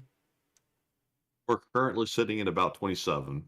All right, so we'll let them keep rolling in if they want to ask some at the moment. But anyways, on to the next question. And the next donation is from Dark Myth. He puts in a $50 donation and says, "Thanks for the hard work. You're the best source of Ukrainian news for me every night." Well, thank you very much for the support, and I'm glad that a lot of y'all find a lot worthwhile of watching on the show. I'm incredibly honored. And I used to say this a lot, but sometimes it gets missed. But I'm incredibly honored that of all the places y'all could have gone and all the places you could be spending your time watching other people talk about this news, y'all have chosen to come here and listen to me because there's just so many options out there, and the fact that y'all picked me and found that my information was good enough for y'all to come here and listen to. I'm incredibly honored by that. And so I thank y'all all so much for coming here nightly and listening to the news. And if you do like the news, make sure to like the video because it helps us get out to more and more people. And also blow up the chat. I know the mods don't like that, but if you blow up the chat, those two things kind of get us further and further up in the algorithms, and it lets more people hear this news. So if you like it and you think it's worth hearing, make sure to do those two things, and the channel will continue to reach more people. So that being said, thank you very much for the support, and we're going to move on to the next question. And the next question is from Last the Dude, a longtime channel supporter. He puts in a donation of $20, and he says, "Here, have 20 for the coffee fund." And thank you very much for the support, Last the Dude. We appreciate it. Next question up is from Liberty Dude. He puts in a donation of $20 as well. He says, "Thank you for not taking the bait to comment on other news sources. I understand the desire to not turn this into World War III, but Mariupol is Ukraine's Alamo. Unless Russia is defeated here, Ukraine will be ours." I believe, is he saying that as long as Mariupol holds, Ukraine will win? Is that kind of what he's saying? Because I kind of took it that way. I believe so, yes.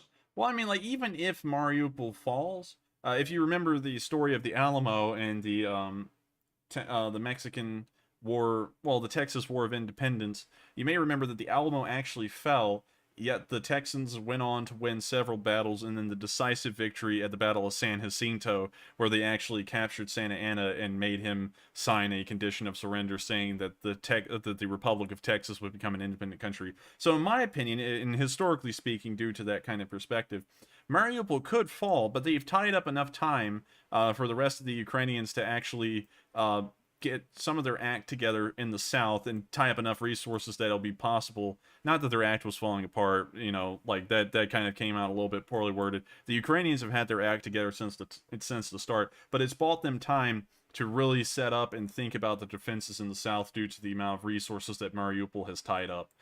So I thank you very much for the support and also the comment. It is very much Ukraine's version of the Alamo in a way. And so that being said, we're going to move on to the next question. And the next comment is once again from Last the Dude. He puts in another $20 and he says, "Here's another 20. I'm eating ghost pepper chips and they hurt." And we appreciate the $20 donation again. And thank you very much for your support. The next question up is from TJ Johnson. He says, "Those particular Muslims have good reason to really dislike Russia. It doesn't mean they have any love for the West. Thanks for running this channel." Thank you very much for the support, and that's kind of what I was saying is that they're, and I didn't really say it too well, but now that allows me some time to clarify, but the Chechens are an entirely separate political affair from what's going on in Ukraine with that the Russians are kind of pushing. But the thing is that they found kind of like an area, kind of a platform for them to take their hatred of the Russians and then lash out against them in a place where it's actually needed.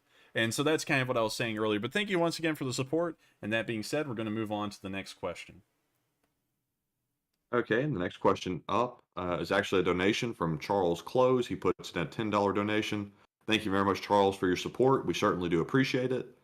The next question up is from Charles Goyne. He puts in a $10 donation and says, "Let's not forget the Russian tanks, APV, and other vehicles that were abandoned, that the Ukrainians are repurposing them into Ukrainian services. Any idea how many they have done with that?" We're not entirely sure, but from what the videos I've been able to see, the Ukrainians have repurposed T-72B3s, T-80s, BMPs, like the whole T-80 series. I've seen multiples of those. The BMP2s and 3s, it looks like they also did that with a few BMP1s, but in a much smaller number with the BMP1s than the BMP2s or the 3s. But we have been seeing them repurpose a large amount, but we never get an exact number because there's a fog of war, and that information doesn't really... The Ukrainians don't really want that information to become publicly available, so there's kind of like a tight, like lock and key on that sort of situation where we really can't get that information readily or easily. But we do know that there at least has to be several dozen at this point, if not more. But once again, thank you very much for the support and the question. I hope I answered that the best I could. And so that being said, we're going to move on to the next question. And the next question up is from Knuckles. He puts in a $10 donation, and he says, "Putin's spokesman today said that if Russia's existence is on the table, or if Russia was on the verge of being destroyed, they would use nukes. What do you take that as? And also, here is my nightly donation." Thank you very much for the continued support, Knuckles. I don't think you've ever missed tonight in terms of donations, and it helps us run here at the channel, and I don't have to say that to you because I think you know that. But anyways, to answer that question, the Russians, I believe they're saying that as in, like, if anyone goes directly to war with them, they'll use nukes. I think it's kind of a step back from what they've been saying for a while, because that sounds like it's trying to de-escalate the nuclear threats a little bit. And if they believe that the economic sanctions were directly threatening their existence, then they would be not saying that. They would be pushing that they are what you're doing is threatening our existence and we will use them now. So apparently I take that, in my opinion, as a step back from their very vehement stances that they've been taking about their nuclear weapons so far. But that's entirely my opinion. They may have meant something else from that, and I may be missing a little bit of the context. But once again, I do thank you for your continued support, Knuckles. You're here every night, and we can always count on you to help out this channel. So that being said, we're going to move on to the next question. And the next question is from Button Basher. They say, "A few years ago in Ireland, one of our richest men was a man who managed to get the scrapping deal after the Falklands War. Going to be a lot of rich Ukrainian farmers soon." Oh, there will be. I can guarantee you that, because they are in a treasure trove mine right now of Russian vehicles that have been destroyed, abandoned. They're still in working condition. There's a website actually that used to operate out of Ukraine. I forgot the specific name of it, but you could actually pull up the website, and they just had a whole bunch of like old Russian stuff for sale, like T-72s, T-85s. So you could buy them actually. Anyone could buy them. It's just that to get them imported to the United States, you'd of course have to do a lot of things to make them legal here. But it was so interesting to me, and I know that website's about to have a huge boon in business after this war, because they're going to have so much stuff that they'll be able to sell. So I thank you very much for the support and also the comments. Pretty funny one. And so that being said, we're going to move on to the next question. Okay, I just want to quickly recognize a couple of donation comments. We have a $10 donation from Brian Underhill, and also a $10 donation from Chris and Ted Sharp. Thank you very much for your donations. These donations help make the channel possible, so thank you very much. The next question is from Alan. He puts in a $10 donation, and he says, I really am ashamed our eunuch-in-chief here in the States. I wish Biden would actually do something of substance. Thanks for your hard work." Well, thank you very much for the support, but unfortunately, I can't really delve into that because I don't really talk about American politics much due to trying to keep this channel neutral in its outlook and its reporting. Because if I pick a side in that, then everyone's going to say, oh, I'm putting a left or right-wing twist to this whole thing, and that's not what I'm looking for. I'm just here to report the facts, and the facts are the facts. And to kind of answer that a little bit, whoever's in charge right now is just going to be who's in charge, and we have to work with what they're doing in a way. So, unfortunately, that's just how it breaks down. If you don't like that, I'm sorry, but I thank you very much for the support once again. And that being said, we're going to move on to the next question. Okay, and the next question is from Brant Sturgill. He says, how many volunteer soldiers from the USA, Britain, and other countries are now fighting in Ukraine? This is day 24, and I love your show. Thank you very much for the support. I don't think it's day 24 because I've actually been numbering these one after the other, and I think it's day 27. If I'm making sure that that is correct. Let me check real quick. All right, so it is the 22nd here. If we go back to the 24th, that's 7, 14, 21, and then we bump back to the 24th. That's wait a minute, hang on. Let me do that again. 7, 14, 21, and then we bump down here 22, 23, 24, 25, 26. Huh. I think all the other news is calling it day 27 as well. Maybe there's something wrong. I need to go back and look at that, actually. But I do think it's day 27 at the moment. Anyways, it's not really close to day 24 still. It's either day 26 or day 27, but I'll have to check back on all my videos and see if I skipped a number. But I don't think I have because I've been numbering them one after the other each day and just updating the number on the map day after day. But thank you nonetheless for the support. And with that being said, we're going to move on to the next question. Okay, and the next question up is from Freedom First. He puts in a $10 donation, and he says, Ukrainians are repairing captured Russian armor to use against Russian soldiers. Won't it be funny if they have a used car lot and sell this armor back to the Russians when this is all over? LOL. That's exactly what I was saying earlier. Kind of like with the whole thing of the Ukrainian website selling military vehicles. Let's see if we can pull that up. Tanks for sale. I wonder if that's that website is still active. I'm sure that I'm about to get put on a watch list for this, but it would still be interesting to pull up and see if we can find it. Mortar, yes! This is it. I think this is the website that is in Ukraine. Look, the T-72s are actually kind of affordable, only 300,000 euros.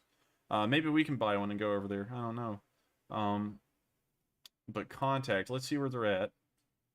Oh, okay, I'm wrong. I'm sorry. This is actually in the Czech Republic. Very interesting. But let's look. Wait a minute, hang on, everyone. I know that this is a Warstream channel, but let's look at what they have for sale. They have a BTR-60, neat. They have a UAZ, slightly used condition. They have a Euro 4320. Hey, that must have come right out of Ukraine at the moment, from what we can tell. But sorry, y'all. I just want to see what they have for sale. Maybe there's a nice deal going on. Oh, they have a MiG-21. We'll have to look into that later and see if we can maybe help out the Ukrainians. You know, I'm just playing, but very interesting nonetheless. I actually thought that was in Ukraine this entire time, but in fact, it's in the Czech Republic, which is interesting. But thank you for the support nonetheless and the comment. I'm sure that they will have a used car lot of some kind. We'll be looking at what's that car dealership here in America, Matthew, that sells all the used cars? You know, they got like the giant car lots filled with them. I'm not really sure. There's a few bigger ones. Yeah, but it's going to be like one of those in a way, since we can't think of a name of one of them right now. But I thank you very much for the support. And that being said, we're going to move on to the next question. So I just want to recognize a $10 donation from Wong36. Thank you very much for the donation. Next question up is from Freedom First. They say, I have heard Chechen soldiers fighting for the Russians are now returning back home after getting a good beating by the Ukrainians. Is this true?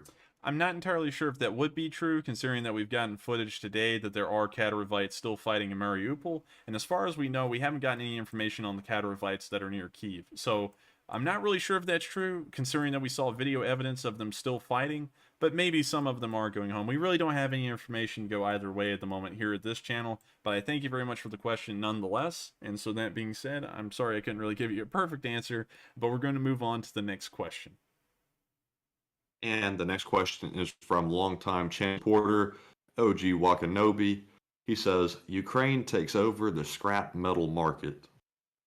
Yeah, that's entirely true. A lot of people have been saying that, and I think a lot of y'all are really into leaf springs and scrap at this point. So I thank you very much for the support, and maybe they'll start being a major kind of like exporter of leaf springs in the future. Who knows? But thank you once again for the support. And so that being said, we're going to move on to the next question. Okay, and the next question is from Joseph Kelly. He says, remember you respond, here I am Slava to Slava Ukraine. All right, that's interesting to know. I'm not really exactly sure in what context that's in or what that really means, but thank you very much for the support nonetheless, and we'll try and do that in the future if we can. So, that being said, we're going to move on to the next question. Okay, and I think I might have butchered the pronunciation on that, but nonetheless, I'm sure everybody watching understood what was meant. But the next question is from Kama DZ, who says, "Do you think Putin is the way he is because he has not been exposed to Western culture?" Sorry if that's off topic, and that's the end of his comment. Okay. Well, I think actually the reason the way Putin is the way he is because he has been exposed to Western culture, and I think he comes from a time in like a time in, well, maybe he comes from a mindset, not necessarily a time, where he doesn't like Western culture because the Russians always pushed against Western culture whenever he was growing up. And, he served in the KGB, so, he was highly indoctrinated into the Soviet mindset and ideology. But then the Soviet Union collapsed, then Westernism came in through goods, like McDonald's and H&M and such and such and so on. The list goes on and on. Pretty much every single Western company now has a presence in Russia, but not anymore. So I think that he saw Western culture and he didn't really like it, and he believed that it was rebuffing traditional like Russian values that the Soviet Union always tried to uphold.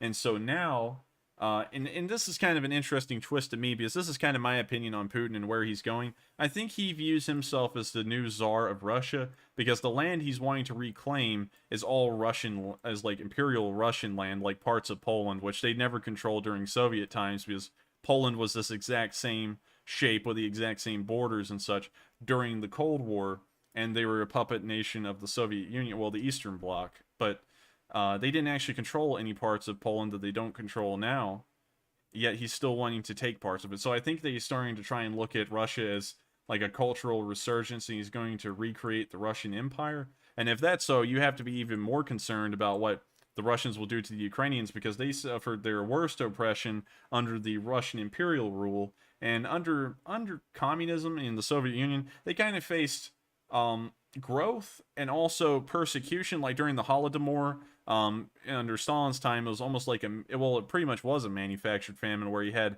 millions of Ukrainians starved to death. But then at the same time, the Soviets afterwards and a little bit beforehand tried to foster Ukrainian culture in a way, and the cities of Kyiv and Kharkiv started to become like Ukrainian cultural centers. It's a really weird, interesting history, but nonetheless, under Russian imperial history, they got treated incredibly poorly.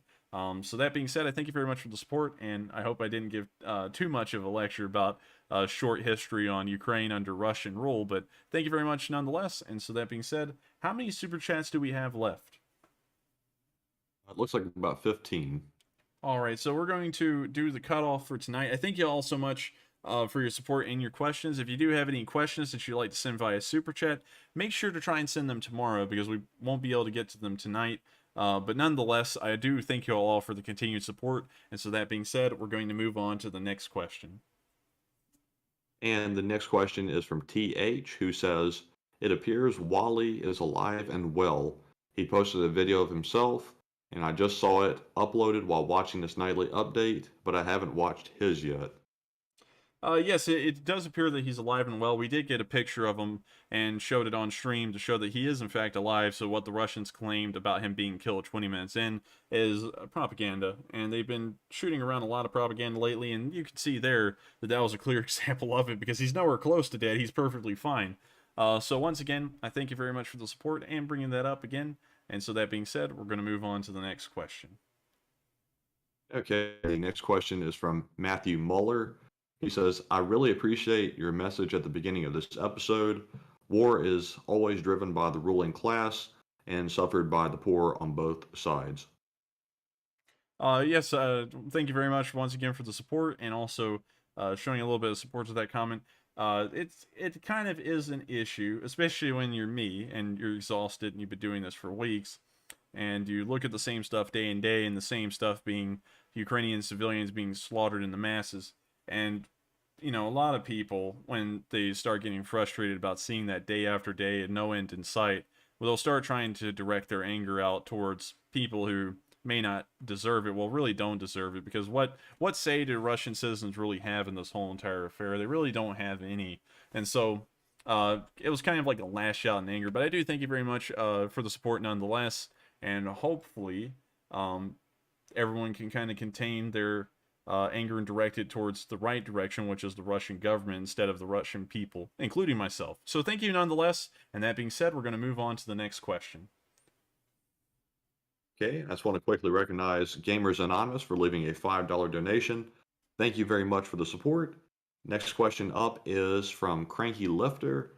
He says, just highlighting the fact Russia has never won a war, and if Ukraine is any indication, it never will. Slava Ukraine.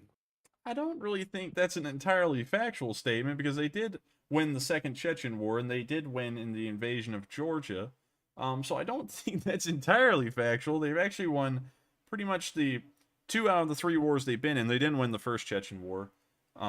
But nonetheless, I do thank you for the support and the sentiments. Hopefully Russia won't win this one. I don't really think that they will. I think that this is eventually going to drag out long enough, and the sanctions are going to build up bad enough that the Russians will kind of be forced into a peace agreement where they leave Ukraine, and Ukraine may only have to pledge their continued neutrality, and that'll probably be the best end result for the Ukrainians. But I thank you once again for the support, and that being said, we're going to move on to the next question.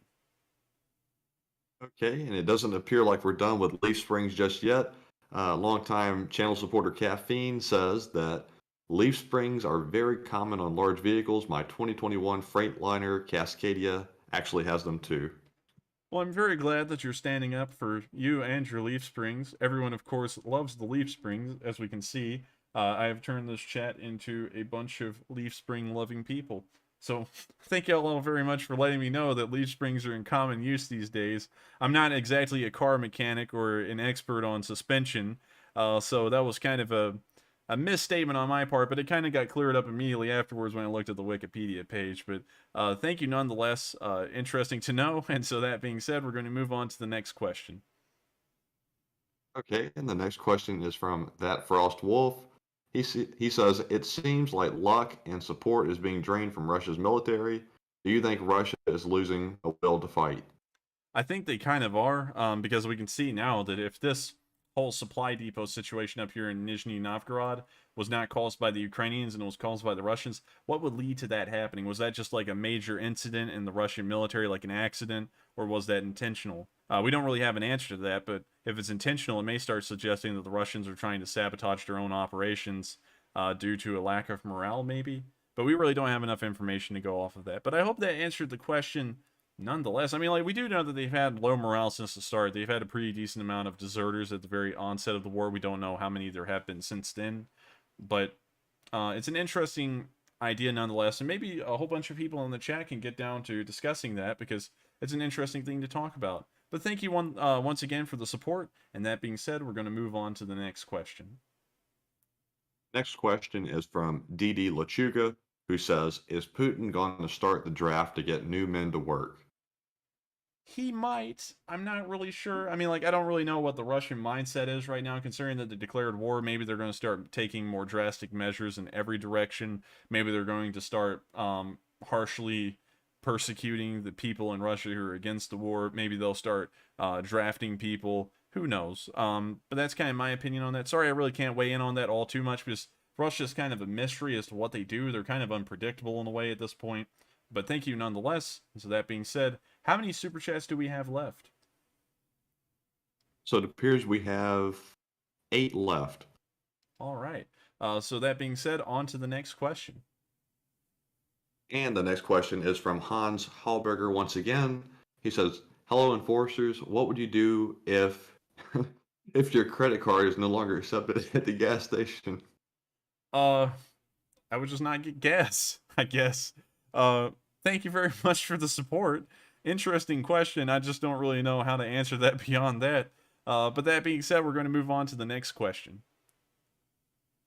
Okay, and the next question is from Jason Bourne. He says, did you see the Soviet drone I was talking about earlier? It's called Tu-143. Jesus Christ, it's Jason Bourne. No, I actually haven't. But I'll try and check into that after the stream if I can. I'm kind of limited for time, and I've got to be honest with everyone. I'm getting incredibly exhausted these days to the point that it's really hard to even put together the streams daily. While I'll keep on doing it, it's really hard for me to get to things afterwards because y'all have got to understand I've had almost no break for 27 days as of the count on this map, and so it gets harder and harder to keep on going each day, not because of anything.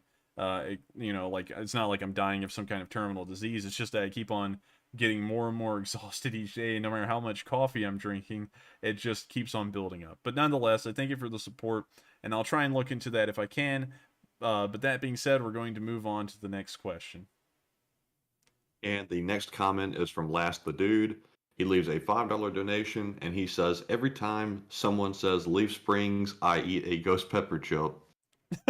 Well, you must be dying at this point because I think that no one has ever stopped saying Leaf Springs. So, by the way, everyone, considering that he's eating a ghost pepper chip every single time someone says Leaf Spring, let's all say Leaf Spring. Looks like everyone just said Leaf Springs right then anyway, so it looks like you're going to be eating some hot chips, man. But anyways, thank you very much for the support, and that being said, we're going to move on to the next question. And the next question is from Gamers Anonymous. He says, there are sellers on Etsy selling Russian and Ukrainian infantry equipment, uniforms, helmets, vests, etc. Oh, that's interesting. I didn't know that. I'll have to look into that after the stream if I can as well, because I'd just like to see that. That's interesting. Did he say Etsy again? He did. All right. Yeah, I think I have a decent amount of people in my family who look at Etsy. Maybe I can have them look into that for me. But thank you once again for the support. And that being said, we're going to move on to the next question. The next comment is from Ron Edwards. He says, have you been able to verify the intercepted phone call from a Russian soldier about frostbite? We did see that today, but I'm always questionable about the phone call things because anyone can, like, I don't want to devalidify things, but anyone can really make up a phone call. Like, I could call up someone else and sit there and talk about, oh, look, this is American military communications, to talk about, hey, man, like, did you see, like, all the toilet paper that got burned down today at, like, Fort Benning, or something like that? Like, you can kind of falsify those things a little easy, so I don't really weigh on the phone calls too much unless if they're entirely confirmed, which we have done before. We did find one that was pretty much confirmed that what it was being said inside of it was true, and it could be backed up that it was an actual authentic phone call, so it was included in the stream. But I generally try and veer away from those because there's really not a lot of proof that that was an actual Russian unit or not. But anyways, I thank you very much for the support, and I hope that answers the question in a way as to why it wasn't on stream, although I did see it today. And so that being said, we're going to move on to the next question. Okay, and the next comment is from longtime channel supporter Takata Store. They say, very classy opening statement. Keep it up, my man. Thank you very much for the support, and I'm glad that you agree with the opening statement. I'm glad that a lot of people do, because it wasn't the intent of the statement I made a couple of days ago to really say that and mean it, so I'm very glad that a lot of people support that. So thank you very much once again, and that being said, we're going to move on to the next question. Okay, and the next super chat is from John Person. He puts in a donation of $5, and he says, do you think the San Diego Leaf Springs will take the series this year? Maybe. I don't know. People are harassing me about the Leaf Springs thing, man. Like, this is like the next thing about this channel that's going to just become a thing is Leaf Springs. So I think so much. It's just such a silly thing to make like a thing as Leaf Springs, but I think nonetheless, I find it very funny. So thank you very much for the support. And that being said, we're going to move on to the next question. Okay, and we just have 2 more super chats left until we get to the other questions. So next one up is from Lilith Embers, I think is how it's said. They say, because you say y'all, have a couple of bucks. Thank you very much. I'm glad that a lot of people support my Southern culture in a way. It's just a Southern thing to say y'all. I know that people say you guys and hey you all. That just sounds weird to me because I grew up in a land where that's not a thing. You say y'all. And also, like, I've gotten some pushback from some of my moderators on how to say javelin. Let me try and say that the northern way. Javelin. It's something like that, but here in the south we call that thing a javelin. We call the actual thing you throw a javelin as well. So that's just kind of that's like a bunch of southernisms, like I am southern. So, it all just comes out in the end. And a lot of people say that Matthew sounds like some sort of country singer or something, but we're both from the south, so we both have like southernism. So thank you very much for pointing it out and giving us a little bit of support for it. Southerners are a rare breed sometimes. So thank you very much once again. And that being said, we're going to move on to the next question. Okay, I just want to quickly, there was a super chat just sent in. I know it's after the cutoff, but I just want to cover it. Alexander Gribtsov puts in a $20 donation. He says, "We are backing a government that is very far right. I served in the U.S. Army, and I have been crushed by this administration's actions in the Middle East, and I feel like we are making another mistake. What are your thoughts?" Yikes. Hate to say this, but I don't really weigh in on political things on my channel. I try and keep it neutral and just report the facts. And if I get into, I mean, like the thing is in reporting facts, a lot of people say, well, this and that about political party A or B is fact. The thing is that it's all opinion in the end. I mean, like you could really run the country off of both systems and it really would just still function in a way. I mean, like some people would be unhappy, but it would still operate, regardless which side you picked. So I don't really try and weigh in on that because it's really all just opinions and it weighs into party politics, and that's something I try and avoid a lot on this channel. In fact, I've avoided it entirely, and I'll try and keep on doing that because that's a rough field to enter. But I thank you nonetheless for the support. And that being said, I'm sorry I really can't answer that, but that's just kind of the thing on the channel is I really don't talk about American party politics. There will be a day, though, in the future where party politics will be talked about after this war is over, but it's going to be in an impartial way where I just kind of lay out what both sides say because this is the news. And the news shouldn't really be taking an opinion on what's right and wrong. It's telling the public what's what and letting them come up with their own opinion. That's what the news should be, in my opinion. But I thank you very much for the support nonetheless, and I hope you understand. And so that being said, we're going to move on to the next question. Okay, and the next super chat is from Charles Close. He puts in a $1 donation. Thank you very much for the support. And our final super chat of the night is from Honest M, who puts in a $2 donation. Excuse me. He says, "Collect the leaf springs and drop them on the Kremlin." That's going to be a lot of leaf springs, man. But thank you very much for the support nonetheless. And so since we have a little bit of time, we're probably going to take 4 questions.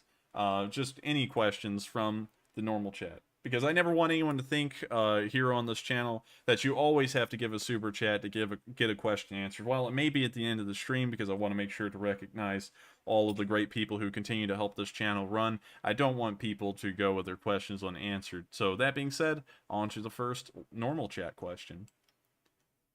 Okay, and before I go on to that question, I just want to recognize a donation from Freedom First for $10.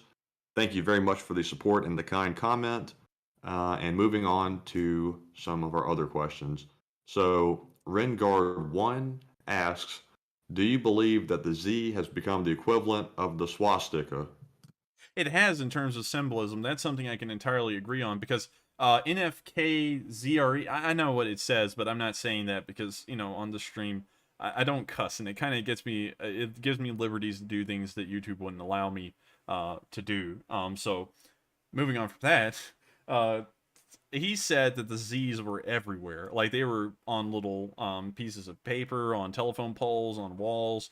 They had all this stuff everywhere. And so yes, I think it kind of has. It's become the symbol of like the Russian war in Ukraine, in Russia. So yeah, I can entirely agree with that. So I hope that answer is pretty good. I mean, like really, to be honest, it's an opinion thing, but it kind of is a fact that it's being used in Russia nearly as much as the swastika. So yeah, I can agree with that entirely. But I hope that answers your question. And so that being said, we're going to move on to the next one. Okay, and the next question is from Captain Usarian. He says, "I heard that the Ukrainians might have Russians surrounded northwest of Kyiv. A surrender would be a great victory and boost for morale." Did he say that the Ukrainians had the Russians surrounded northwest of Kyiv? Correct. Okay, just making sure.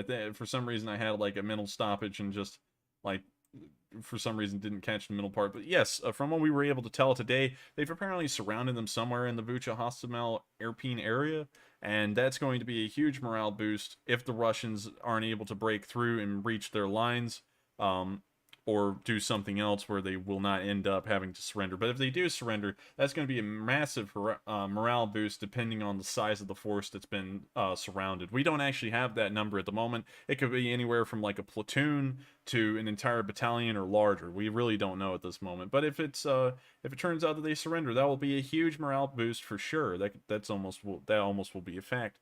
But anyways, I thank you very much for the support, and I hope I've answered the question pretty well. I'm sorry if I said support. I just get kind of used to saying that. But thank you once again. And so that being said, we're going to move on to the next question.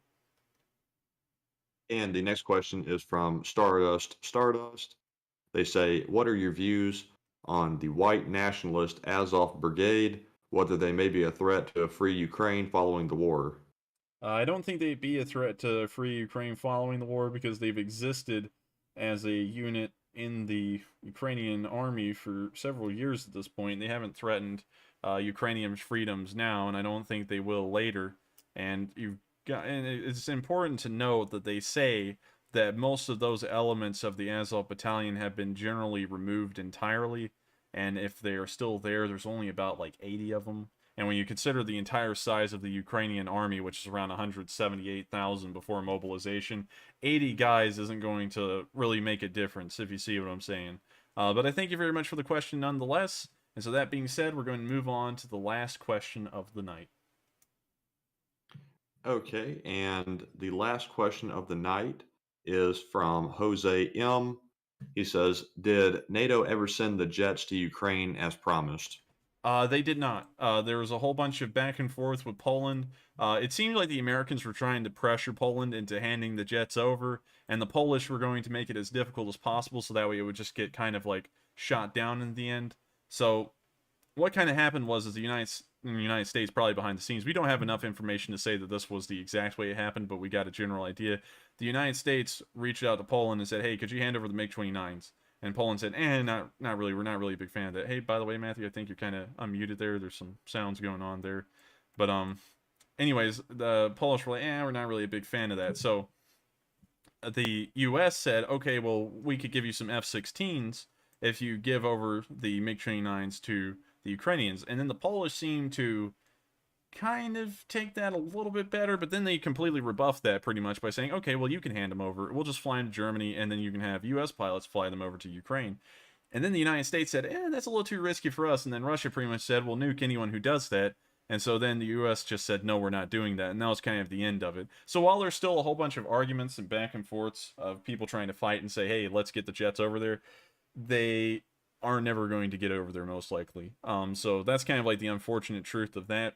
But anyways, we have reached the end of the stream tonight and have answered all of the questions that we can. If you left a super chat after the cutoff, I thank you very much once again for the support. I'm very glad that a lot of y'all like this channel enough to support us because it helps us out a lot in the end. It helps us keep running because this has pretty much become my job in a way, and so it helps me out a lot because this is all I do now. So I thank y'all all once again. If you enjoyed this stream, make sure to give it a whole bunch of likes because it helps us out in the algorithms every single day. And so, thank you all once again. I will see y'all all tomorrow at 10 p.m. Eastern Time when this stream runs every single day. So, thank you once again, and I'll see y'all all tomorrow.